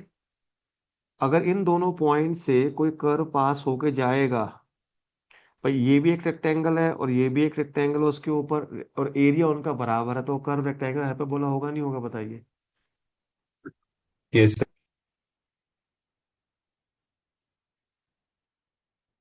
तो जब आपकी मूवमेंट पॉइंट ए से पॉइंट बी की तरफ हुई, प्राइस तो कम हुआ बट एक्सपेंडिचर आपका सेम रहा। एक्सपेंडिचर सेम रहा इसलिए प्राइस इलास्टिक क्या हो गई? इक्वल टू 1 हो गई। और एक्सपेंडिचर सेम रहा इसलिए वो कर्व का नाम क्या हो गया? Rectangle hyperbolic. इसलिए कहते हैं जब प्राइस इलास्टिक 1 होती है तो डिमांड कर्व रेक्टेंगल हाइपरबोला होती है। समझ में आई जी कहानी? Yes, sir. आज से पहले रट्टा सबने मारा हुआ है, when the price elastic is equal to 1 the demand curve is rectangle hyperbola. But why it is rectangle hyperbola? Because rectangle hyperbola एक प्रॉपर्टी वाला कर्व है कि इसकी बेसिकली इक्वेशन क्या है, देखो, price multiply by quantity is equal to 1000। ये equation है इस डिमांड कर्व की। x into y is equal to some constant. x का मतलब x एक्सिस का वेरिएबल, y का मतलब y एक्सिस का वेरिएबल। हमारे पास वेरिएबल के नाम पे प्राइस और क्वांटिटी है, इन दोनों का प्रोडक्ट 1000 आएगा ना, क्योंकि ये एरिया क्या है? 1000, ये एरिया क्या है? 1000। तो ये जो डिमांड कर्व आपने यहाँ बनाया ये उसकी इक्वेशन है। Getting my point guys? Yes, sir. Yes, Yes, sir. sir. तो ये डिमांड कर्व हमारा रेक्टेंगल हाइपरबोला बन। यहाँ तक कोई डाउट है किसी को तो प्लीज पूछ सकते हैं, अदरवाइज 3 एप्लीकेशन है, खत्म कराऊंगा अभी के अभी 3 एप्लीकेशन। पहली क्लास में 8 नंबर खत्म, पहली ही क्लास में 8 नंबर फाइनल एग्जाम से दिला के जाऊंगा। यहाँ तक कोई डाउट किसी को? मुंडी मत हिलाओ, बोल के बताओ, you are not animals, say something. यहाँ तक कोई No, डाउट किसी sir. को? No, sir. No No, sir. sir. No, sir. चलो करे, 3 एप्लीकेशन कर डाले आज। Yes, तीनों sir. ही Yes, तीनों sir. ही इसी Sir, yes. मेथड के ऊपर बेस्ड है, ठीक है? एक एक करके ध्यान से पढ़ते हैं, सुनिए। क्या देखिए, मैं बार बार फिर एक चीज कहता हूँ, मुझे विदाउट वेबकैम्स पढ़ाने अच्छा नहीं लगता। Please open A webcam. पहली ही क्लास में फाइनल एग्जाम्स में से 8 नंबर दिलवा देता हूँ, कह रहा हूँ ना, जब दिलवा के जाऊंगा। और आप अपने सीनियर से किसी से ही पूछ लें, चलते फिरते किसी भी सीनियर से, second year, third year, college professor, who is PMG, वो सब बता देंगे आपको। वो कहेंगे भाई एक कमी है अगले के अंदर ना, ज़्यादा सन के आदमी अपनी मर्जी से पढ़ाता है। जब पढ़ाना शुरू करता है 6-6 घंटे पढ़ाता रहता है, अगले नहीं पढ़ाता, नहीं पढ़ा रहा, अगली की स्टाइल है पढ़ाने की। हम ऐसे ही हूँ भाई मैं, ठीक है? और कभी कभी मेरे मुंह से गाली निकल जाती है, मैं उसे गाली निकल दी जाता हेल्पिंग वर्ब्स, ठीक है? तो वो निकल जाएंगे तो कोई बड़ी बात नहीं, चलता है। ब्रोकोड लैंग्वेज होती है, ठीक है? अब दिल्ली वाले भैंस, दिल्ली वाले तो निकलती है कभी कभी। हाँ, तो इसमें टेंशन वेंशन नहीं लेने का भाई जरा, ठीक है? दी जाता हेल्पिंग वर्ब्स। देखो जी, मैं कैमरा ओपन कर लो, ढीट हो गया भाई, नहाए भाई नहीं क्या आज? क्या दिक्कत है? कैमरा ओपन करो भाइयों, चलो यारो प्लीज। इतना बड़े लेक्चर हो रहा तो कैमरा ओपन नहीं करते यार। आओ देखो, 3 एप्लीकेशन पढ़नी है। अच्छा, जो ये ऑथर है मैनक्यू साहब जो है, इन्होंने ये एप्लीकेशन किस चीज के ऊपर बेस बनाई है, हमें फंडामेंटल सीखना है ना। आंसर तो अपन पढ़ ही लेंगे, आंसर तो भाई। उसने किस टॉपिक के ऊपर एप्लीकेशंस को बेस किया, पहले वो हमको पढ़ना है। आपने बचपन में टॉपिक वो पढ़ा था, factors affecting price elasticity of demand. बहुत सारे फैक्टर पढ़े थे, number of substitutes available, income of the consumer, short run, long run, अकड़ बकड़ बम, ऐसे बहुत सारे फैक्टर्स आप लोगों ने पढ़े थे, है ना? रट्टा मारा 6 नंबर के। मैम कहती है बेटा हेडिंग याद कर लो, अंदर एक कहानी चेप देना। वही आपने कराया, चेप दी कहानी। चलो यहाँ तक पहुंच दो तू करके, यहाँ की कहानी समझना, यहाँ पे कहानी। पहला फैक्टर्स की मैं बात करूं तो पहला फैक्टर मेरे पास है नेचर ऑफ गुड। गुड भैया या तो होता है, यहाँ पे हम बात कर रहे हैं नेसेसिटी की, या होता है लग्जरी। दो बात है ना, या तो नेसेसिटी है या लग्जरी है। देखो, हर व्यक्ति के लिए नेसेसिटी की डेफिनेशन अलग है और लग्जरी की अलग है। सुनो ध्यान से, मेरे लिए कार होना एक लग्जरी है, अनिल अंबानी के लिए कार होना एक नेसेसिटी है। वो कहते हैं कार है, कार तो नेसेसिटी है भाई, वो तो चाहिए ही ना। कौन सी गाड़ी है वो मैटर करता है, रोल्स रॉयस है और कोई बड़ा मॉडल है, वो है फैंटम वैंटम कुछ और है। कार होना, गांव में एक किसान है, उसके पास ट्रैक्टर भी नहीं है, वो भी बैलगाड़ी से सारी खेती करता है, उसको मैंने गाड़ी दे दी, बेसिक गाड़ी ऑल्टो दे दी, उसके तो वही लग्जरी है। हर व्यक्ति के लिए लग्जरी और नेसेसिटी की डेफिनेशन अलग अलग है कि भाई लग्जरी, मेरे लिए लग्जरी की लिस्ट में क्या आता है, मेरे लिए नेसेसिटी की लिस्ट में क्या आता है। समझ रहे हैं मेरी बात को बेटा? तो हर इंसान के लिए नेसेसिटी और लग्जरी अलग अलग चीजें होती है, लेकिन मीनिंग है, ये एक सीधी बात है, अगर किसी कमोडिटी का प्राइस इंक्रीज करता है और वो मेरे लिए नेसेसिटी है, तो मैं उसकी डिमांड में ज्यादा परिवर्तन नहीं कर सकता, मुझे वो चाहिए। ऑब्वियसली यार, वो नेसेसिटी है, मुझे चाहिए। तो इसकी जो डिमांड होती है, इसकी जो डिमांड होती है, वो रिलेटिवली कम इलास्टिक होती है। मान लो मैं कहता हूँ मेडिसिन, रोटी, बेसिक नेसेसिटीज है मेरी, अगर ये चीजें महंगी भी हो जाएगी तो क्या इनकी कंजम्पशन छोड़ दूंगा? नहीं, इनकी कंजम्पशन करूंगा।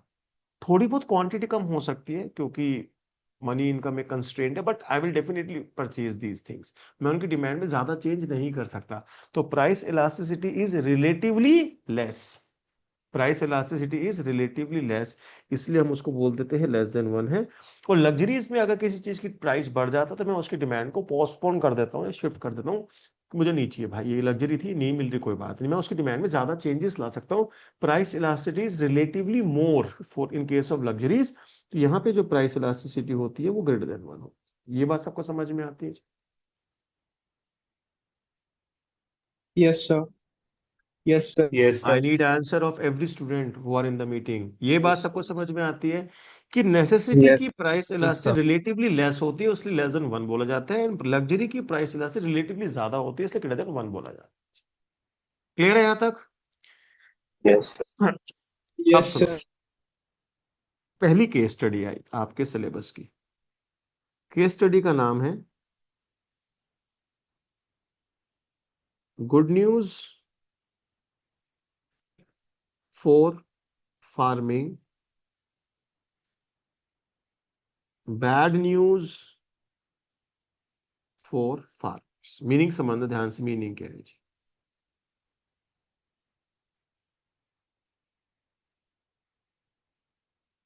मान लो हम सब किसान हैं, ठीक है, हम सब किसान हैं, क्या तो मान लिए किसान है। किसान क्या उगाते हैं खेतों में? फूड, अलग अलग नाम है फूड के, wheat, rice, dry fruits, anything है तो अल्टीमेटली फूड का एक कंपोनेंट। क्या? हाँ जी, हमने कहा यहाँ पे एक फूड है। कहता फूड क्या है? नेसेसिटी है, लग्जरी है? मैंने कहा भाई ये नेसेसिटी है, ये एक नेसेसिटी आइटम है। कहते हैं यहाँ पे प्राइस है फूड का। मैंने कहा बिल्कुल जी। आप मुझे छोटी सी एक बात बता दीजिए, डिमांड कर्व जो आएगा इसका, नेसेसिटी है, इलास्टिसिटी लेस देन 1 होगी या ग्रेटर देन 1 होगी? बस इतना बता दो बस। So less than 1. Less than 1, तो डिमांड कर्व Less को रिलेटिवली स्टीपर ड्रॉ करूंगा ना। मैंने एक रिलेटिवली स्टीपर डिमांड को ड्रॉ कर दिया। फ्लैटर भी कर सकता था, लेकिन एक फूड है, फूड एक नेसेसिटी, नेसेसिटी होने की वजह से ये डिमांड को कैसे हो गया जी? स्टीपर हो गया। हमने कहा ठीक है, स्टीपर बना दिया। सप्लाई कर्व के बारे में कोई इन्फॉर्मेशन नहीं। सप्लाई का मैं नॉर्मल ड्रॉ कर रहा हूं, ना स्टीपर ड्रॉ कर रहा ना फ्लैटर, बिल्कुल नॉर्मल सप्लाई का ड्रॉ करूंगा, बिल्कुल नॉर्मल। देख रहे हो जी, ना मैं ऐसे स्टीपर बना रहा ना ऐसे फ्लैटर बना रहा, एक ऑर्डिनरी सप्लाई का मैं ड्रॉ कर दिया। कोई दिक्कत किसी को? No, sir. No, sir. ये डिमांड कर्व है, ये सप्लाई कर्व है, ये मेरा इनिशियल इक्विलिब्रियम दिख रहा है E1, it is initial equilibrium E1, और ये इतने प्राइस पर इतनी क्वांटिटीज का ट्रेड किया जाता है।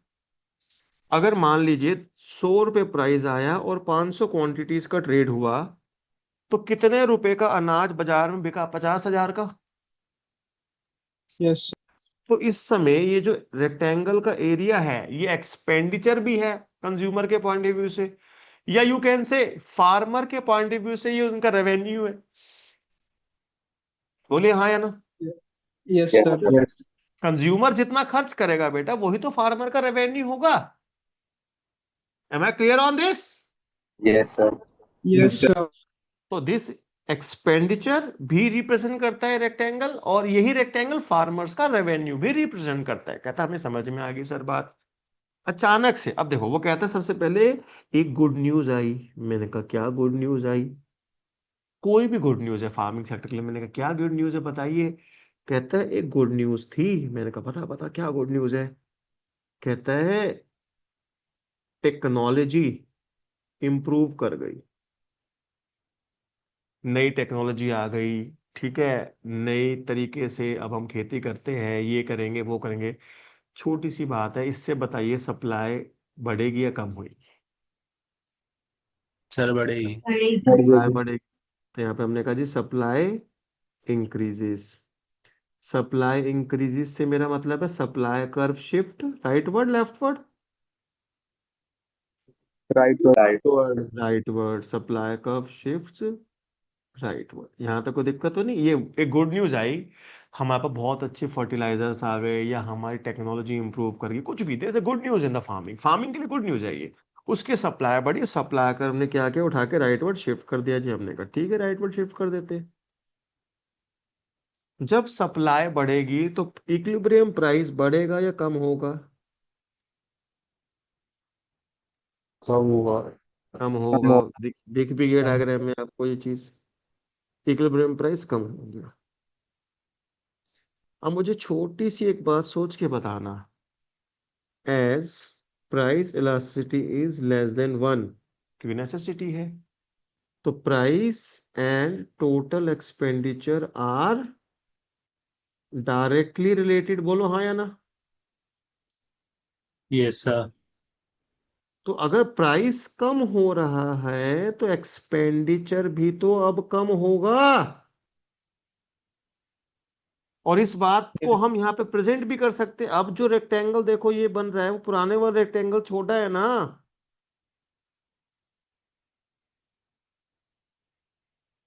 बोलो। Yes, yes sir. Sir. Yes, sir. तो बेसिकली ये जो एक्सपेंडिचर था, यही क्या था, रेवेन्यू ऑफ फार्मर्स। फार्मर्स को जो पैसा मिलता है वो भी कम हो जाएगा या नहीं हो जाएगा बताइए। Yes. तो ये फार्मर्स के लिए क्या बन गई, बैड न्यूज। फार्मिंग सेक्टर के लिए एक गुड न्यूज थी कि नई टेक्निक आई है, नया सब कुछ आया है, सप्लाई बढ़ रही है, बढ़िया सब कुछ हो रहा है। बट उसकी वजह से सप्लाई बढ़ी, सप्लाई का राइट शिफ्ट हुआ, प्राइस गिर गया। प्राइस गिरा तो रेवेन्यू गिरेगा। कहते क्यों गिरेगा? Because price elasticity is less than 1, तो when the price falls expenditure falls, and expenditure is the revenue of the farmers, तो रेवेन्यूज ऑफ द फार्मर कम हो जाएंगे। Getting my point? तो केस स्टडी बन के Yes, sir. तैयार हुई। ये फार्मिंग सेक्टर के लिए गुड न्यूज थी, बट फार्मर्स के लिए वो बैड न्यूज बन गई। तो is a very first case study based on the total expenditure method of measuring the price elasticity of demand. यहां तक कोई डाउट किसी को? No, sir. Yes. No, sir. Clear है जी? केस स्टडी नोट्स आ जाएंगे सारे, अपना ये भी आ जाएंगे और इसकी इंग्लिश भी आ जाएगी जो पेपर में चेप के आने तुमको। ठीक है, आप बस कंसेप्ट पे फोकस करिए। यहां तक कोई डाउट है प्लीज मुझसे पूछ सकता है।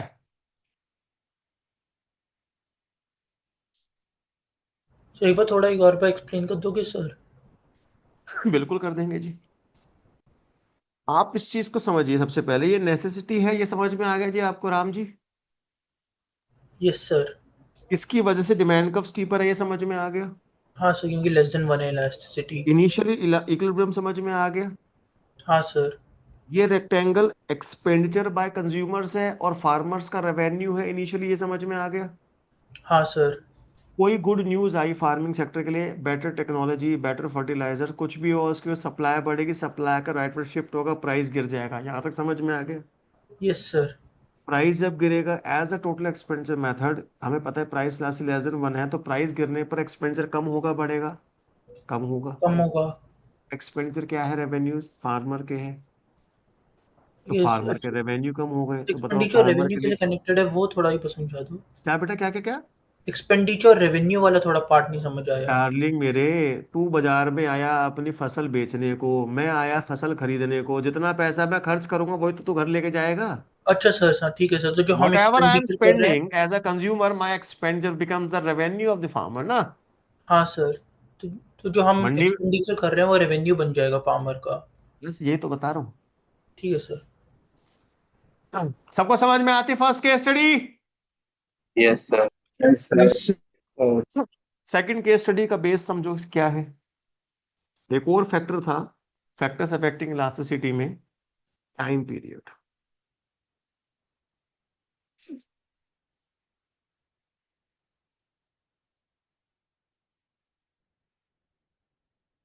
या तो शॉर्ट रन होता है बेटा, या लॉन्ग रन होता है। कॉमन सेंस लगाइए। मैं एक एग्जांपल से आपको बताता हूँ। मान लो मेरे पास एक गाड़ी है जो डीजल से चलती है, उसके अंदर फ्यूल कौन सा डलता है? डीजल डलता है, ठीक है। आज डीजल का जो कीमत है फॉर एग्जांपल 100 रुपये लीटर है। अचानक से मोदी सरकार कहती है अच्छा तुम डीजल की गाड़ी चलाते हो, तुम्हारी ऐसी की तैसी, कल से डीजल का प्राइस है 120, 150, 160। क्या करूं? अनडाउटली मैं फालतू की ड्राइव्स कम कर दूंगा, गेड़ी मारनी थोड़ी सी कम कर दूंगा, लेकिन खड़ी कर दूंगा, गाड़ी छोड़ दूंगा। नहीं नहीं नहीं, हटा दो भाई, ये गाड़ी अभी अभी खरीदी मैंने, 1 साल में गाड़ी खरीदे हुए, नहीं बेच दो भाई से, मैं तो कल से सोलर कार लेके आऊंगा, कल से मैं इलेक्ट्रिक व्हीकल लेके आऊंगा। ऐसा होगा? नहीं। No, sir. अचानक से मैं गाड़ी की डिमांड में कुछ नहीं करूंगा, जो चल रहा है चलने दूंगा, ज्यादा फर्क नहीं आ सकता। बट यही सिनेरियो मेरी इकोनॉमी, मेरा 150-200 रुपए पेट्रोल डीजल रहा, अगली बार लॉन्ग रन में जब मैं गाड़ी खरीदूंगा, what I purchase electric vehicle. 3 साल 4 साल 5 जब नई गाड़ी खरीदूंगा, तब भी दोबारा डीजल गाड़ी लूंगा? नहीं ना। तो इंसान अपनी डिमांड को चेंज करता है, डाइवर्सिफाई करता है ज्यादा। कब? लॉन्ग रन में। शॉर्ट रन में बहुत ज्यादा चेंजेस नहीं ला सकता। प्राइस चेंज भी हो जाएगा अचानक से, कुछ नहीं कर सकते आप, नथिंग टू डू, बिकॉज वहां पर टाइम नहीं है करने का, सोचने का, ऑल्टरनेट फाइंड करने का। वी डोंट हैव टाइम, तो हमको उसी में एडजस्टमेंट्स करनी पड़ती है। बट लॉन्ग रन में जब हमें मौका मिलेगा, हम परिवर्तन लाएंगे और महंगी चीजों को जीवन से हटा देंगे। तो शॉर्ट रन की में चेंजेस ज्यादा आएंगे डिमांड में, या लॉन्ग रन में चेंजेस ज्यादा आएंगे? बताइए। Sir, Long long run. run. Long long run. Run में। तो शॉर्ट रन की इलास्टिसिटी ज्यादा होनी चाहिए, लॉन्ग रन की ज्यादा होनी चाहिए? Long Long run. run. Long run की। इसीलिए कहते हैं शॉर्ट रन की इलास्टिसिटी रिलेटिवली कम होती है, इसलिए उसको लेस देन 1 माना जाता है। और लॉन्ग रन की इलास्टिसिटी रिलेटिवली ज्यादा होती है, इसलिए उसको ग्रेटर देन 1 माना जाता है। ये बात सबको समझ में आ गई? Yes, sir. Yes. Yes, sir. हाँ। अब इसके ऊपर हमारे मैनक्यू साहब ने केस स्टडी दी है। देखो जी, केस स्टडी क्या है, वो केस स्टडी की बारी आई। केस स्टडी को समझने से पहले एक रफ वर्क आपको सीखना पड़ेगा जी। एक ऑर्गेनाइजेशन है ओपेक। एक एग्जांपल से समझाऊंगा, जल्दी समझ में आए। ओपेक, ओपेक का मीनिंग फुल फॉर्म है जी organisation of expo organisation of petroleum exporting countries. Organisation of petroleum exporting countries, ठीक है जी, ओपेक बोलते हैं। आपको बताएगा ये कैसे काम करती है, या आपने सुना हो कभी किसी ने इसके बारे में? मैं एक छोटी सी एग्जांपल से आपको हेल्प बताता हूँ, आपको बहुत जल्दी समझ में आएगा, ठीक है, बहुत जल्दी समझ में आएगा। बेटा मान लीजिए ये मेरी सोसाइटी है जहाँ पे मैं रहता हूँ। मैं रहता हूँ दिल्ली में, ठीक है, गुजरावाला टाउन में सोसाइटी है।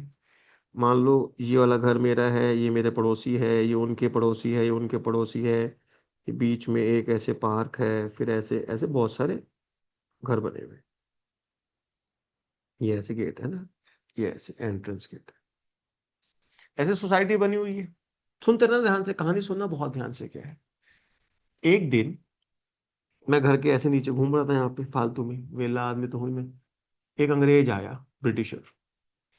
कहता hello sir, how are you. मैंने कहा चलो चल, दिमाग मत खराब कर, काम बोल। कहता sir, can I have a bucket of water, मुझे एक बाल्टी पानी मिलेगा? मैं क्यों बे? कि सर, हम वहाँ रहते हैं ना, जो हम गंदे एरिया, वो मुखर्जी नगर टाइप, वहाँ रहते हैं, वहाँ ना अच्छा पानी नहीं आता, हमको एक साफ पानी की एक बकेट दे देंगे आप? मैं कहा हाँ ले ले। मैंने क्या कि मेरे घर के नीचे गाड़ी धोने के लिए मैंने वो टैप लगाए हुए है, तो मैंने ऐसे स्विच ऑन किया मोटर का, पानी निकल के आया, मैं भर ले बे, बटन बंद कर दिया, उसने बाल्टी भर ली। कहता सर, हाउ मच टू पे। मैं कहा अच्छा तो पैसे देगा साले? कहता हाँ हाँ सर। मैं कहा, दे दे। उसने को $100 दे दिए। कितना दे दिया जी? $100 USD। मैं मेरी बात नहीं मैं आइए सर, बैठिए बैठिए। कहते नहीं सर, कहते sir if you don't mind मैं कल दोबारा आ जाऊँ। मैं कहा हाँ, आजा आजा। अब मैं वो चला गया, मैं $100 जेब में डाले और घर में आ गया मस्त। अब मैं इंतजार कर रहा हूँ, मैं अंग्रेज कल भी आएगा साला ये। कल डोरबेल बजी, मैंने ऊपर कैमरे में देखा 12-15 अंग्रेज खड़े हुए थे, सबों के हाथ में बाल्टी एक एक। मैं नीचे गया, मैं कहा हेलो, हाउ आर यू? कहता sir these all are my friends, they also would like to take 1 bucket of water from you, can we? मैं यस यस व्हाई नॉट। मैंने बटन दबाया, नलके में से पानी आया, सब ने एक एक बाल्टी भरी, सबने $100 मेरे को दे दिए। मैं कहा ये धंधा बढ़िया है यार, $1200 मिल गए सुबह सुबह। मैं ये तो मौज होगी भाई मेरी। फिर उन्होंने कहा sir can we come tomorrow also? मैं यस मोस्ट वेलकम। अच्छा, अगले दिन आया, अगले दिन फिर 100 अंग्रेज आ गए और इकट्ठे हो रहे, दूर दूर से अंग्रेज आ रहे हैं पानी लेने के लिए। 100 अंग्रेज आ गए। अब वही मैंने तो टैप ऑन किया, मेरे यहाँ पे एक टैप था बेचारा। अब मेरे को बड़ा लगा यार, अच्छा लग रहा, अरे अंग्रेज लाइन में लगे हुए हैं। मैंने प्लम्बर को बुलाया, मैं कहा ओए 10 टैप लगा दो, मेरे क्लाइंट को कोई दिक्कत नहीं होनी चाहिए। बढ़िया सिटिंग अरेंजमेंट वगैरह, कैफेटेरिया से खोल दिया, अंग्रेज चाय वाय पिए, ग्रीन टी भी पिए, कोई दिक्कत नहीं हो चाहिए मेरे क्लाइंट्स को। अब 200-250 अंग्रेज हो गए ऐसे करके, 10 टैप लगे हुए, रोज अंग्रेज आते, एक एक बाल्टी पानी भरते, $100 पर बकेट दे आते। मैं धंधा बढ़िया चालू छे, सही चीज है ना। अब मुझे छोटी सी एक बात बता, जब मैं इस बिजनेस को कर रहा हूं, जो मैं उनको पानी प्रोवाइड करता हूं, मेरे लिए उस पानी की एक्चुअल कॉस्ट क्या है? इट्स ऑलमोस्ट फ्री, बिकॉज मेरे ग्राउंड के नीचे जहां मैं रहता हूं, उसके नीचे नेचुरल पानी मिलता है ना। हमारी हमारी इंडिया का एलिमेंट है ये। हमारी लैंड के नीचे पानी है, तो we don't have to pay anything for the water. But मेरी कॉस्ट क्या है? बस छोटी सी एक इलेक्ट्रिसिटी की कॉस्ट आती है उसको ऊपर निकालने में, बस। उसके बाद मेरी कोई कॉस्ट नहीं है। तो what ever I am getting the revenue, it's basically my profits. कह सकता हूँ नहीं कह सकता ये बात में? Yes. मैंने Yes, सारा sir. धंधे बंद कर दिए, मैंने फैक्ट्री वैक्ट्री बंद कर दी, फाइनेंस का धंधा बंद कर। मैं ये धंधा बढ़िया भाई, 200-250 में जाते हैं, $100 पर बंदे दे जाते, तो रोज अपना 20-25 हज़ार डॉलर मिल रहे हैं। कुछ काम नहीं करना, 1 घंटे निपट जाते हैं, बाकी पूरे दिन गेड़ी मारेंगे गाड़ी के अंदर, टेंशन फ्री जिंदगी। एक दिन अंग्रेज नहीं आए। मैं बोला आज थोड़ा सर्दी सी हो रही है, शायद अंग्रेज नहीं नहा रहे होंगे, मैंने ऐसे अज्यूम कर लिया। अगले दिन साल अंग्रेज फिर नहीं आए। मैंने कहा शायद सर्दी और ज्यादा हो रही है। मैं ऐसी 2-3 दिन अंग्रेज नहीं आए, मैं ऐसे देख रहा सोसाइटी में जाके, मैं देख के आऊँ गेट पे जाके सही वहां पे कुछ दिक्कत विक्कत तो नहीं हो रही। तो जैसे ही मैं निकला, तो हमारी सोसाइटी में रहते शर्मा जी, उनके वहां पे अंग्रेज पानी भर रहे थे साले सारे। मैंने बुलाया, मैं brother what are you doing here? वो कहता है नो यू आर चीटर। मैं कहा मैं चीटर? मैं how? Sharma ji is very good person, they are he is taking only $70 per bucket, you charge 100 पर बकेट। मैं समझ गया, मैं शर्मा जी ने अपनी आयत ऐसी करा ली। समझ गया कहानी क्या हुई है? Yes, sir. Because Sharma ji ने देखा कि हाँ भाई ये पीएम जी तो बहुत पैसा कमा रहा है, क्या करो अंग्रेज को लूट लो, $70।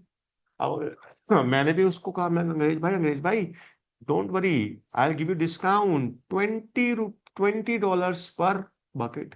मेरे बाप का क्या जा रहा है, फ्री पानी, आ जा भाई, $20 दे दियो। अंग्रेज अगले दिन मेरे पास आ गए। शर्मा जी ने अगले दिन फिर क्या है, मेरे से 10 में ले ले। क्या हो गया? प्राइस वॉर शुरू हो गई। क्या हो गया बेटा? प्राइस वॉर शुरू हो गई। समझ में आया प्राइस वॉर क्यों हुई है? क्योंकि जो चीज हम बेच रहे हैं, हमारी उसकी एक्चुअल को कीमत तो है नहीं, फ्री बराबर चीज है, जो मिल जाए वही अपना है। Getting my point guys? Yes, sir. Yes. Yes, अब sir. यही हुआ वर्ल्ड इकॉनमी में।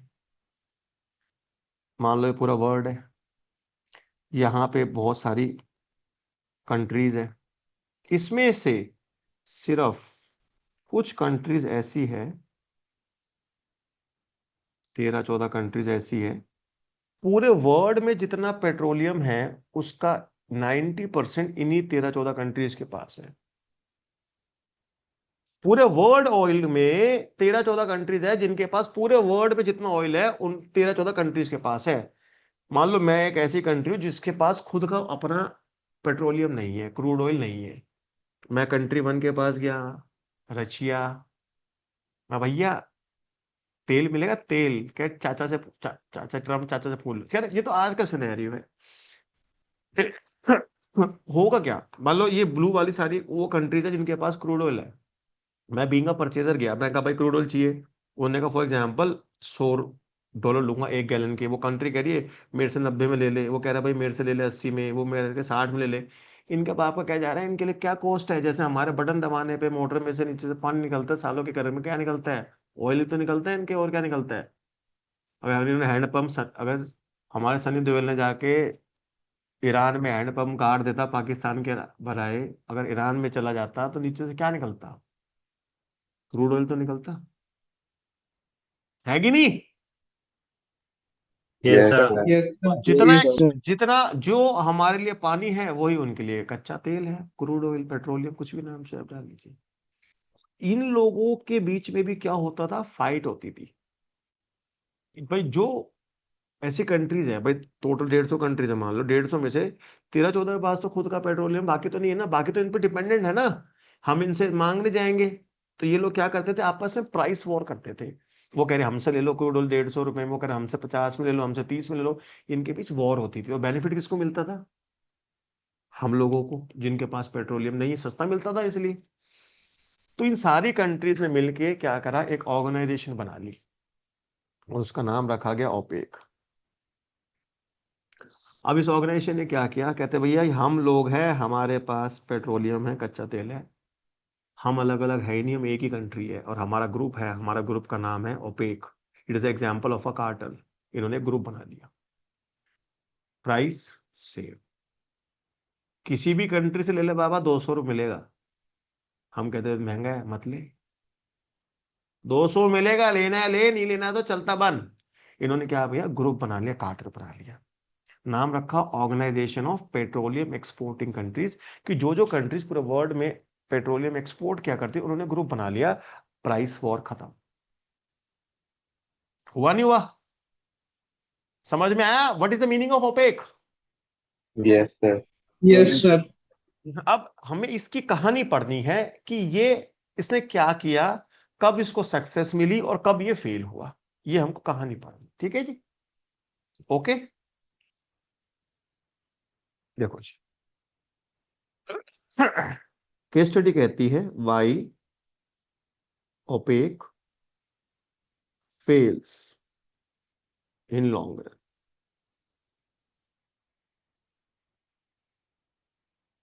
देखो जी, मैं 2 डायग्राम बना रहा हूं, एक शॉर्ट रन के लिए, एक लॉन्ग रन के लिए। बड़े ध्यान से आपको समझना पड़ेगा प्लीज। देखिए अगर आप नहीं समझेंगे तो चीजें खराब हो जाएगी। देखो सप्लाई कर्व मैंने दोनों में एक जैसा बनाया, मैंने स्टीपर फ्लैटर नहीं बनाया, बिकॉज मैं सप्लाई की कहानी नहीं कर रहा, मुझे कहानी किसी करनी है, डिमांड की। अगर शॉर्ट रन में हूं तो डिमांड कर्व मैंने कहा भी इलास्टिसिटी कम होती स्टीपर बना दिया, और लॉन्ग रन में हूं तो मैंने डिमांड कर्व को रिलेटिवली कैसा बना दिया बेटा, फ्लैटर बना दिया। ये बात सबको समझ में आती है। Yes, sir. यहां तक किसी को डाउट है, I need answer of everybody. यहां तक किसी को डाउट है, No, sir. Sir. No. Good, sir. No, sir.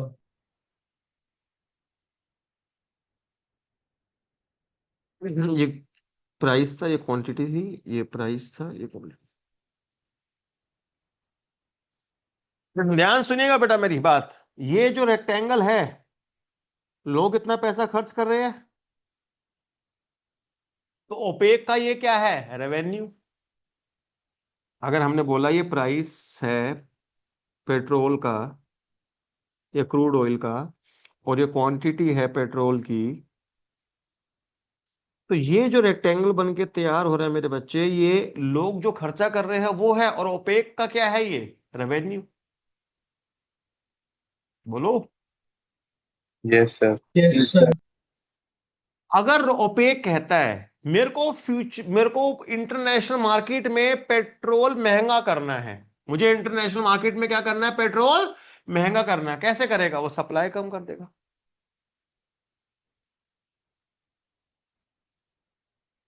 To increase price, OPEC decreases supply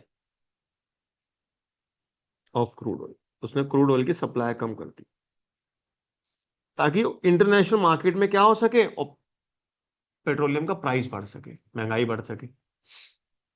supply कम कर देगा, सप्लाई कम करेगा तो सप्लाई का लेफ्टवर्ड शिफ्ट करेगा नहीं करेगा, बताइए। Yes, sir. Yes. Yes. हमने यहां पर भी लेफ्टवर्ड शिफ्ट करा दिया जी, हमने यहां पर भी लेफ्टवर्ड शिफ्ट करा दिया जी। इसमें कोई डाउट नहीं, प्राइस बढ़ गया, देखो जी यहां भी प्राइस बढ़ गया,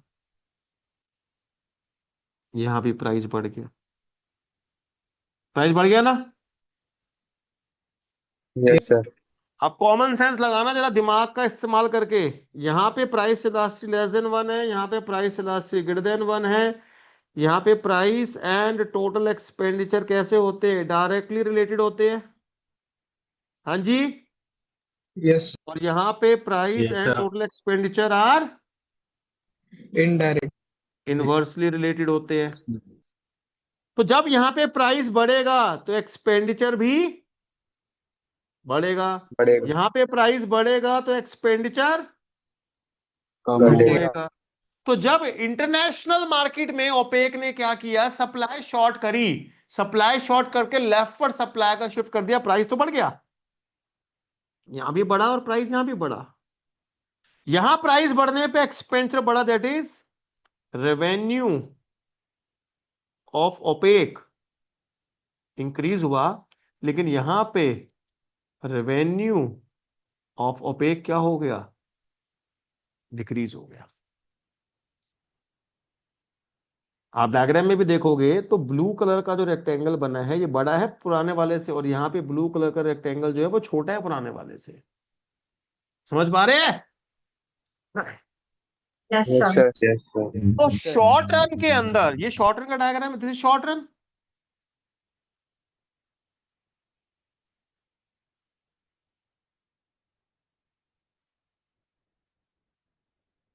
and this is long run.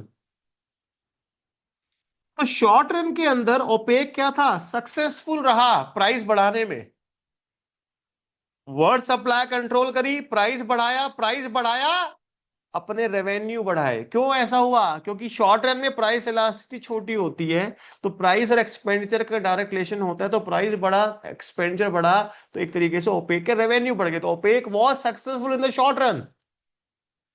But when it comes to the long run, long run में जब उसने यही काम किया, प्राइस बढ़ाया, तो उसके खुद के रेवेन्यू गिर गए, because price and expenditure are inversely related. Expenditure कम हो रहा मतलब रेवेन्यू कम हो रही है, तो इसलिए ओपेक लॉन्ग रन में प्राइस नहीं बढ़ा पाया। लॉन्ग रन में ओपेक क्या हो गया, फेल हो गया, प्राइस इंक्रीज कर रहे हैं। केस स्टडी समझ में आती है? Yes, sir. Yes, sir. Yes, sir. Please open A webcam यार, ऐसे नहीं पढ़ाऊंगा, बिल्कुल भी नहीं पढ़ाऊंगा ऐसे, तो कैमरा ओपन करिए प्लीज।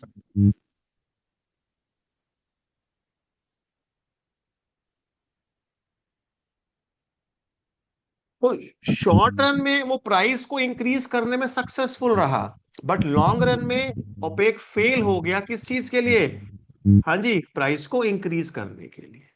यहां तक की बात सबको समझ में, 2 केस स्टडी समझ में आ गई जी। Yes, sir. I need answer of everybody. यहां तक की बात सबको Yes, समझ sir. में आ गई? Yes, sir. Yes, sir. Yes, sir. चलिए जी, तीसरी केस स्टडी।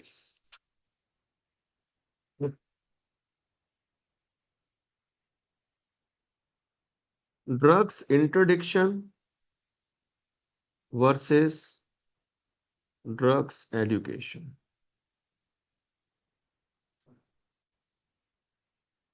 देख लो ध्यान से, वापस चलते हैं। तीसरी एक basics factors affecting price elasticity, एक होता है जी habits of consumer.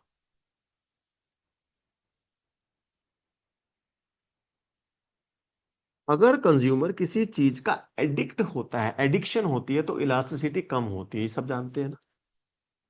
Yes, sir. If you are addict to anything, मुझे वो चीज चाहिए ही चाहिए, लेट सपोज आई एम बहुत बड़ा अल्कोहलिक हूं मैं, ठीक है, अल्कोहल मुझे चाहिए चाहिए, तो चाहे सस्ता मिले चाहे महंगा मिले भैया मुझे तो चाहिए।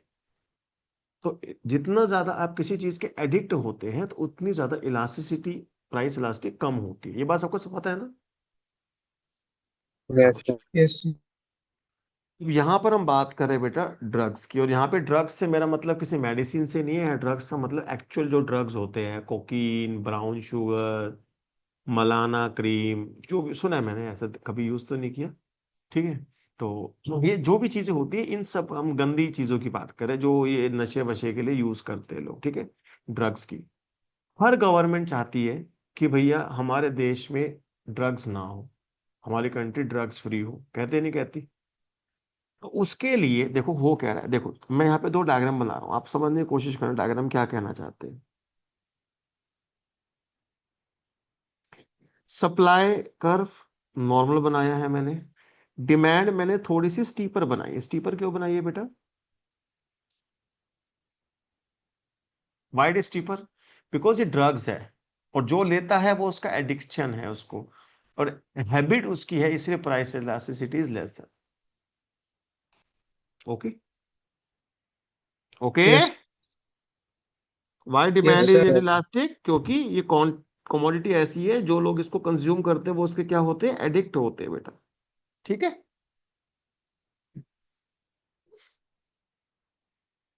ये सप्लाई कर्व, ये डिमांड कर्व, ये प्राइस ऑफ ड्रग्स, ये क्वांटिटी ऑफ ड्रग्स है। अब एक बात सुनना बहुत ध्यान से, ड्रग्स इंटरडिक्शन का मतलब क्या है? इंटरडिक्शन मतलब होता है रिस्ट्रिक्शन ऑन सप्लाई। सरकार जगह जगह रेड मार रही है, जगह जगह रेड मार रही है, जगह जगह एयरपोर्ट्स पे, रेलवे स्टेशंस पे, इंडिया के बॉर्डर्स पे, जहां जहां से इंड गलत तरीकों से स्मगल करके ड्रग्स इंडिया में आते हैं, उस पर कंट्रोल बढ़ा दिया ताकि देश में से ड्रग्स हम खत्म कर सके। ठीक है, इसकी वजह से बताओ सप्लाई कम होगी या नहीं होगी? होगी सर। होगी सर. सप्लाई कर्व आपका लेफ्ट शिफ्ट कर जाएगा। तो drugs introduction is control on the supply. इसकी वजह से होगा क्या बेटा, जो प्राइस है वो ड्रग्स का वो महंगा हो जाएगा, drugs becomes relatively expensive. Obvious सी बात है, as price elasticity is less than one, तो प्राइस में और एक्सपेंडिचर में रिलेशनशिप कैसा है? डायरेक्ट रिलेशन है, बोलो हाँ या ना? Yes Yes, sir. sir.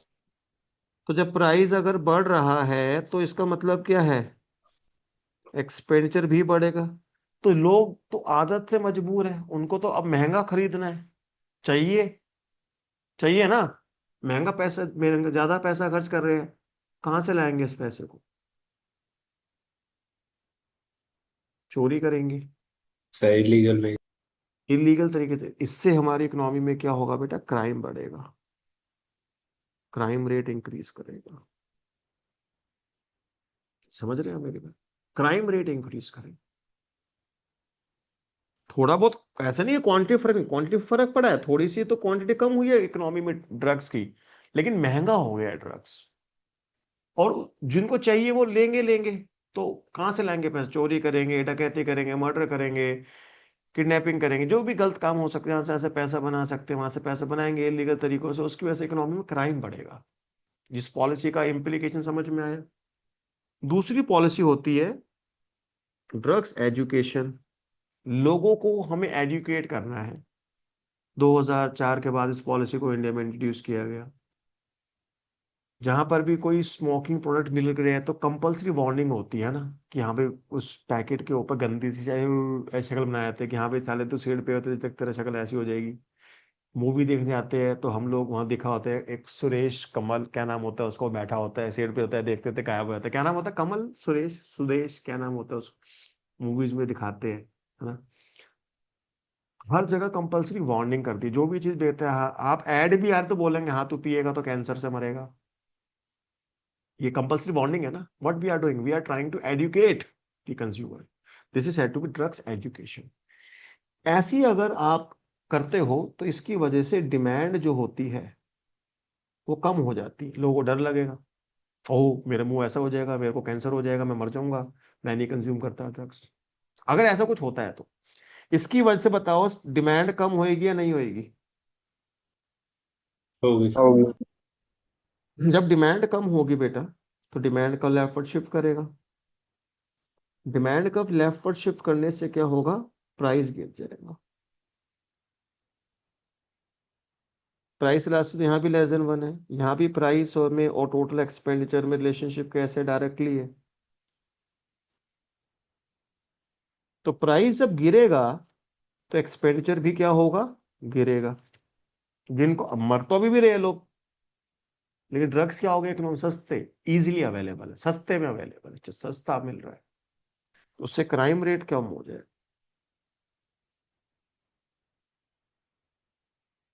जिसको मरना है मरो, सस्ते मरो भाई, कोई टेंशन नहीं है। क्राइम तो ना हो हमारी इकोनॉमी में। मरना सालो तुम्हें यहां पर भी है, मरना तुम्हें यहां पर भी है, एटलीस्ट यहाँ पे क्राइम तो नहीं हो रहा, क्राइम रेट तो कम हो रहा है। तो which policy is better, drugs interdiction और drugs education, which is better? Sir education. Education. Drugs education is better, this is better policy, क्योंकि यहाँ पे क्राइम रेट हमारा कम हो जाता है बेटा, डिमांड कम होती है। यहाँ तक की बात सबको समझ में आती है जी? Yes yes sir. Sir. Yes sir. कोई डाउट यहाँ तक किसी को? No sir. No sir. अच्छा मैं एक छोटी सी एक बात आपको बताता हूँ दोस्त। देखिए ओपन क्लासेस है, students are not taking these classes seriously, है ना, उनको लगता है फ्री पढ़ा रहा है, आ जाओ पढ़ लो। देखो मेरी सेहत पे कोई फर्क नहीं पड़ता, ठीक है, फर्क पड़ेगा आपकी सेहत पे। चैलेंज करके कहता हूँ इस बात को। अब 1 घंटा हो गया मैं पढ़ाते हुए ना, अब मैं अपने बारे में बताता हूँ। चैलेंज से कहता हूँ, जिस चीज को मैं 1 घंटे में पढ़ा के निकल जाऊंगा, तुम्हारे कॉलेज के प्रोफेसर 4 पूरे हफ्ते में नहीं पढ़ाएंगे इतना, जितना मैं 1 घंटे पढ़ा के निकल जाऊँ। चैलेंज करता हूँ। कॉलेज जाते कितना टाइम हो गया बताओ? 10 दिन तो हो गए होंगे। Yes 20 sir. दिन। कॉलेज में पढ़ाया तो होगा टॉपिक, ऐसा तो है नहीं ना पढ़ाया हो, बिल्कुल पढ़ाया होगा। मुझे कहने की जरूरत नहीं, आप खुद कंपेयर कर लीजिएगा, आप बतेरे समझदार, ठीक है जी। तो मैं क्या पढ़ाता हूँ, कैसे पढ़ाता हूँ, वो एक क्लास अपने आप में एनफ है इंट्रोडक्शन देने के लिए। कहते हैं सर डाउट्स, ये भी लिख के देता हूँ, मेरे लेक्चर में डाउट्स नहीं आते, डाउट्स का कोई स्कोप ही नहीं है। जो टॉपिक मैं पढ़ा दिया एक बार, खत्म, नो स्कोप ऑफ डाउट्स, कोई डाउट्स। मैं पूछते नहीं, मेरे से पूछे बच्चे डाउट, कहते हमें डाउट नहीं आते, और सदियों से पढ़ा रहा हूँ, ठीक है जी। 2009 में पढ़ाना स्टार्ट किया था इको ऑनर्स, ठीक है, 16th ईयर है मेरा इकोन्स को सॉल्व करते हुए। ठीक है भाई, बस आपको क्या करना है, इस नंबर को अपने फोन बुक में सेव कर लेना है, 9899312641। मैंडेटरी है ये सेव करना, सेव नहीं करोगे तो दिक्कत है। कल को मैं ग्रुप पे मैसेज भेजूंगा नहीं, मैं ब्रॉडकास्ट कर दूंगा। ब्रॉडकास्ट में मैसेज डिलीवर कब होगा तुम्हें? जब ये नंबर तुम्हारे फोन में सेव होगा, वरना मैसेज ही नहीं मिलेगा तुम्हें, ठीक है जी। इस नंबर को आप सेव कर ले, छोटा सा मेरा नाम है बेटा, PMG, और इसकी कोई फुल फॉर्म नहीं है, ठीक है, इसे सेव कर लीजिए। और हर क्लास के बाद आपको मुझे एक मैसेज भेजना है। वैसे आज 22 तारीख है, तो मुझे मैसेज भेजोगे 22 अगस्त, बस ये मैसेज इस नंबर पे व्हाट्सएप कर दो, दैट्स इट, तुम्हारा काम खत्म। क्या सर ये मैसेजेस क्यों हम कर रहे हैं, हमने तो क्लास अटेंड कर ली, हम नहीं करेंगे तो क्या होगा? मैं बताता हूँ क्या होगा। जब एग्जाम डेज आते हैं ना, उस समय क्वेरीज होती है, हम ये क्वेश्चन कर रहे हैं सर, हमें डाउट आ रहा है, ये ऑब्वियसली सब पूछेंगे, आप पास चेक करोगे। उस समय इतने सारे मैसेजेस मेरे पास आते हैं कि मैं सबको रिप्लाई पॉसिबल नहीं है, मैं सबके लिए रिप्लाई करना। 500 क्वेश्चन मैसेज कर दिए, मैं I am not artificial intelligence ना, मैं तो इंसान हूँ। तो मैं, जैसे आपका डाउट आया, मैंने ओपन किया, मैं स्क्रॉल करता हूँ, क्या आप मेरी क्लासेस में आते हो? कैसे पता लगेगा आते हो? आप हर क्लास के बाद मैसेज करते हो। तो जितने ज्यादा आपने मेरे को डेट बाय डेट मैसेज करे हुए हैं, मतलब दिस इज योर रेगुलरिटी। तो जितनी सिंसेरिटी से आपने क्लासेस अटेंड करी, उतनी सिंसेरिटी से मैं डाउट बताऊंगा। आपका, आपने पूरे सेमेस्टर मेरी क्लास अटेंड नहीं की, सीधा डाउट भेज दिया, तो मैं आपको वैसे इग्नोर करूंगा जैसे करना चाहिए। मैं गलत तो नहीं हूं ना इस चीज में? जो बच्चा सेमेस्टर से मेरे से पढ़ा ही नहीं, देखो, या तो मैं आपसे फीस लेता तो कहता भाई फीस का रिकॉर्ड दे तो डाउट बता दूंगा, फीस तो है ही नहीं, कोई fees is absolutely free, fees तो है नहीं पूरे सिलेबस की, फीस 100% फ्री पूरे सिलेबस सेमेस्टर के लिए। तो मैं कैसे आइडेंटिफाई करूंगा कि आप मेरे स्टूडेंट है या नहीं है? आई आइडेंटिफाई बाय दिस चैट। जितने ज्यादा मैसेजेस होंगे उतने आप सिंसियर है, उतनी सिंसियरली मैं आपके मैसेज का जवाब दूंगा। आप मेरी क्लासेस में नहीं आएंगे मतलब आपको पता ही नहीं लगेगा। पर हर बार सेम मैसेज नहीं आएगा ये कि अगर अच्छा अगले का 24 अगस्त को ही तो 24 अगस्त मैसेज करना, नहीं। हर क्लास के बाद बताऊंगा मैसेज क्या करना है। कभी बोल दूंगा आज लिख के भेज दो बर्ड, कहता ये क्या है, मेरी मर्जी, मेरी क्लास मेरी मर्जी मेरा स्टाइल। कभी लिख के भेज दूंगा वो दिल भेज दे भाई एक, क्लास के बाद ही बताऊंगा ना ये तो कि दिल भेज दे। अच्छा 24 दिल भेज दे, 25 स्माइली भेज दे, ये मैं बताऊंगा हर क्लास के बाद कि आज की क्लास में आपको क्या मैसेज भेजना है। तो ये उसी को पता लगेगा जो क्लास अटेंड करेगा, वरना नहीं पता लगेगा। जो मैसेज जितने मैसेजेस मेरे पास आएंगे उतने आप सिंसियर, उतनी सिंसियरिटी से मैं आपको क्या दूंगा जी, क्वेरी का जवाब दूंगा। वरना पूरे देश की जनता का ठेका मैंने ले नहीं रखा है जी। जो रेगुलरली सिंसियरली पढ़ेगा उसके लिए मैं बिल्कुल खड़ा हूं, और जो नहीं पढ़ेगा उसके लिए एक वर्ड आता है फक ऑफ। ठीक है जी, सीधी सीधी भाषा है। बुरा लगे तो 36 बार लगे भाई। जो पढ़ता है एक बार बताइए, जो पूरे सेमेस्टर नहीं पढ़ रहा आखिरी में आके डाउट पूछ रहा है सिर्फ, क्या मुझे बताने चाहिए? आप बताइए, नहीं ना, इतनी सी बात। ठीक है जी, सब लोग मेरे व्हाट्सएप ग्रुप में एडिड होंगे, आप सब लोग, जो ड्यू फ्रेशर्स का ग्रुप है, ठीक है, उसमें एडिड होंगे आप सब लोग, सब एडिड है ना उसके अंदर? Yes, sir. Yes, sir. Yes, sir. Yes, ठीक है, sir. कोई इनकेस एडिड नहीं है तो इस नंबर पे मुझे मैसेज भर देना, मैं आपको लिंक शेयर कर दूंगा, आप उसे ऐड कर लीजिए। ठीक है जी, मैं यहाँ पे सर मीटिंग एक बार रोक रहा हूँ। सर इसकी रिकॉर्डेड क्लास कहाँ पे मिलेगी?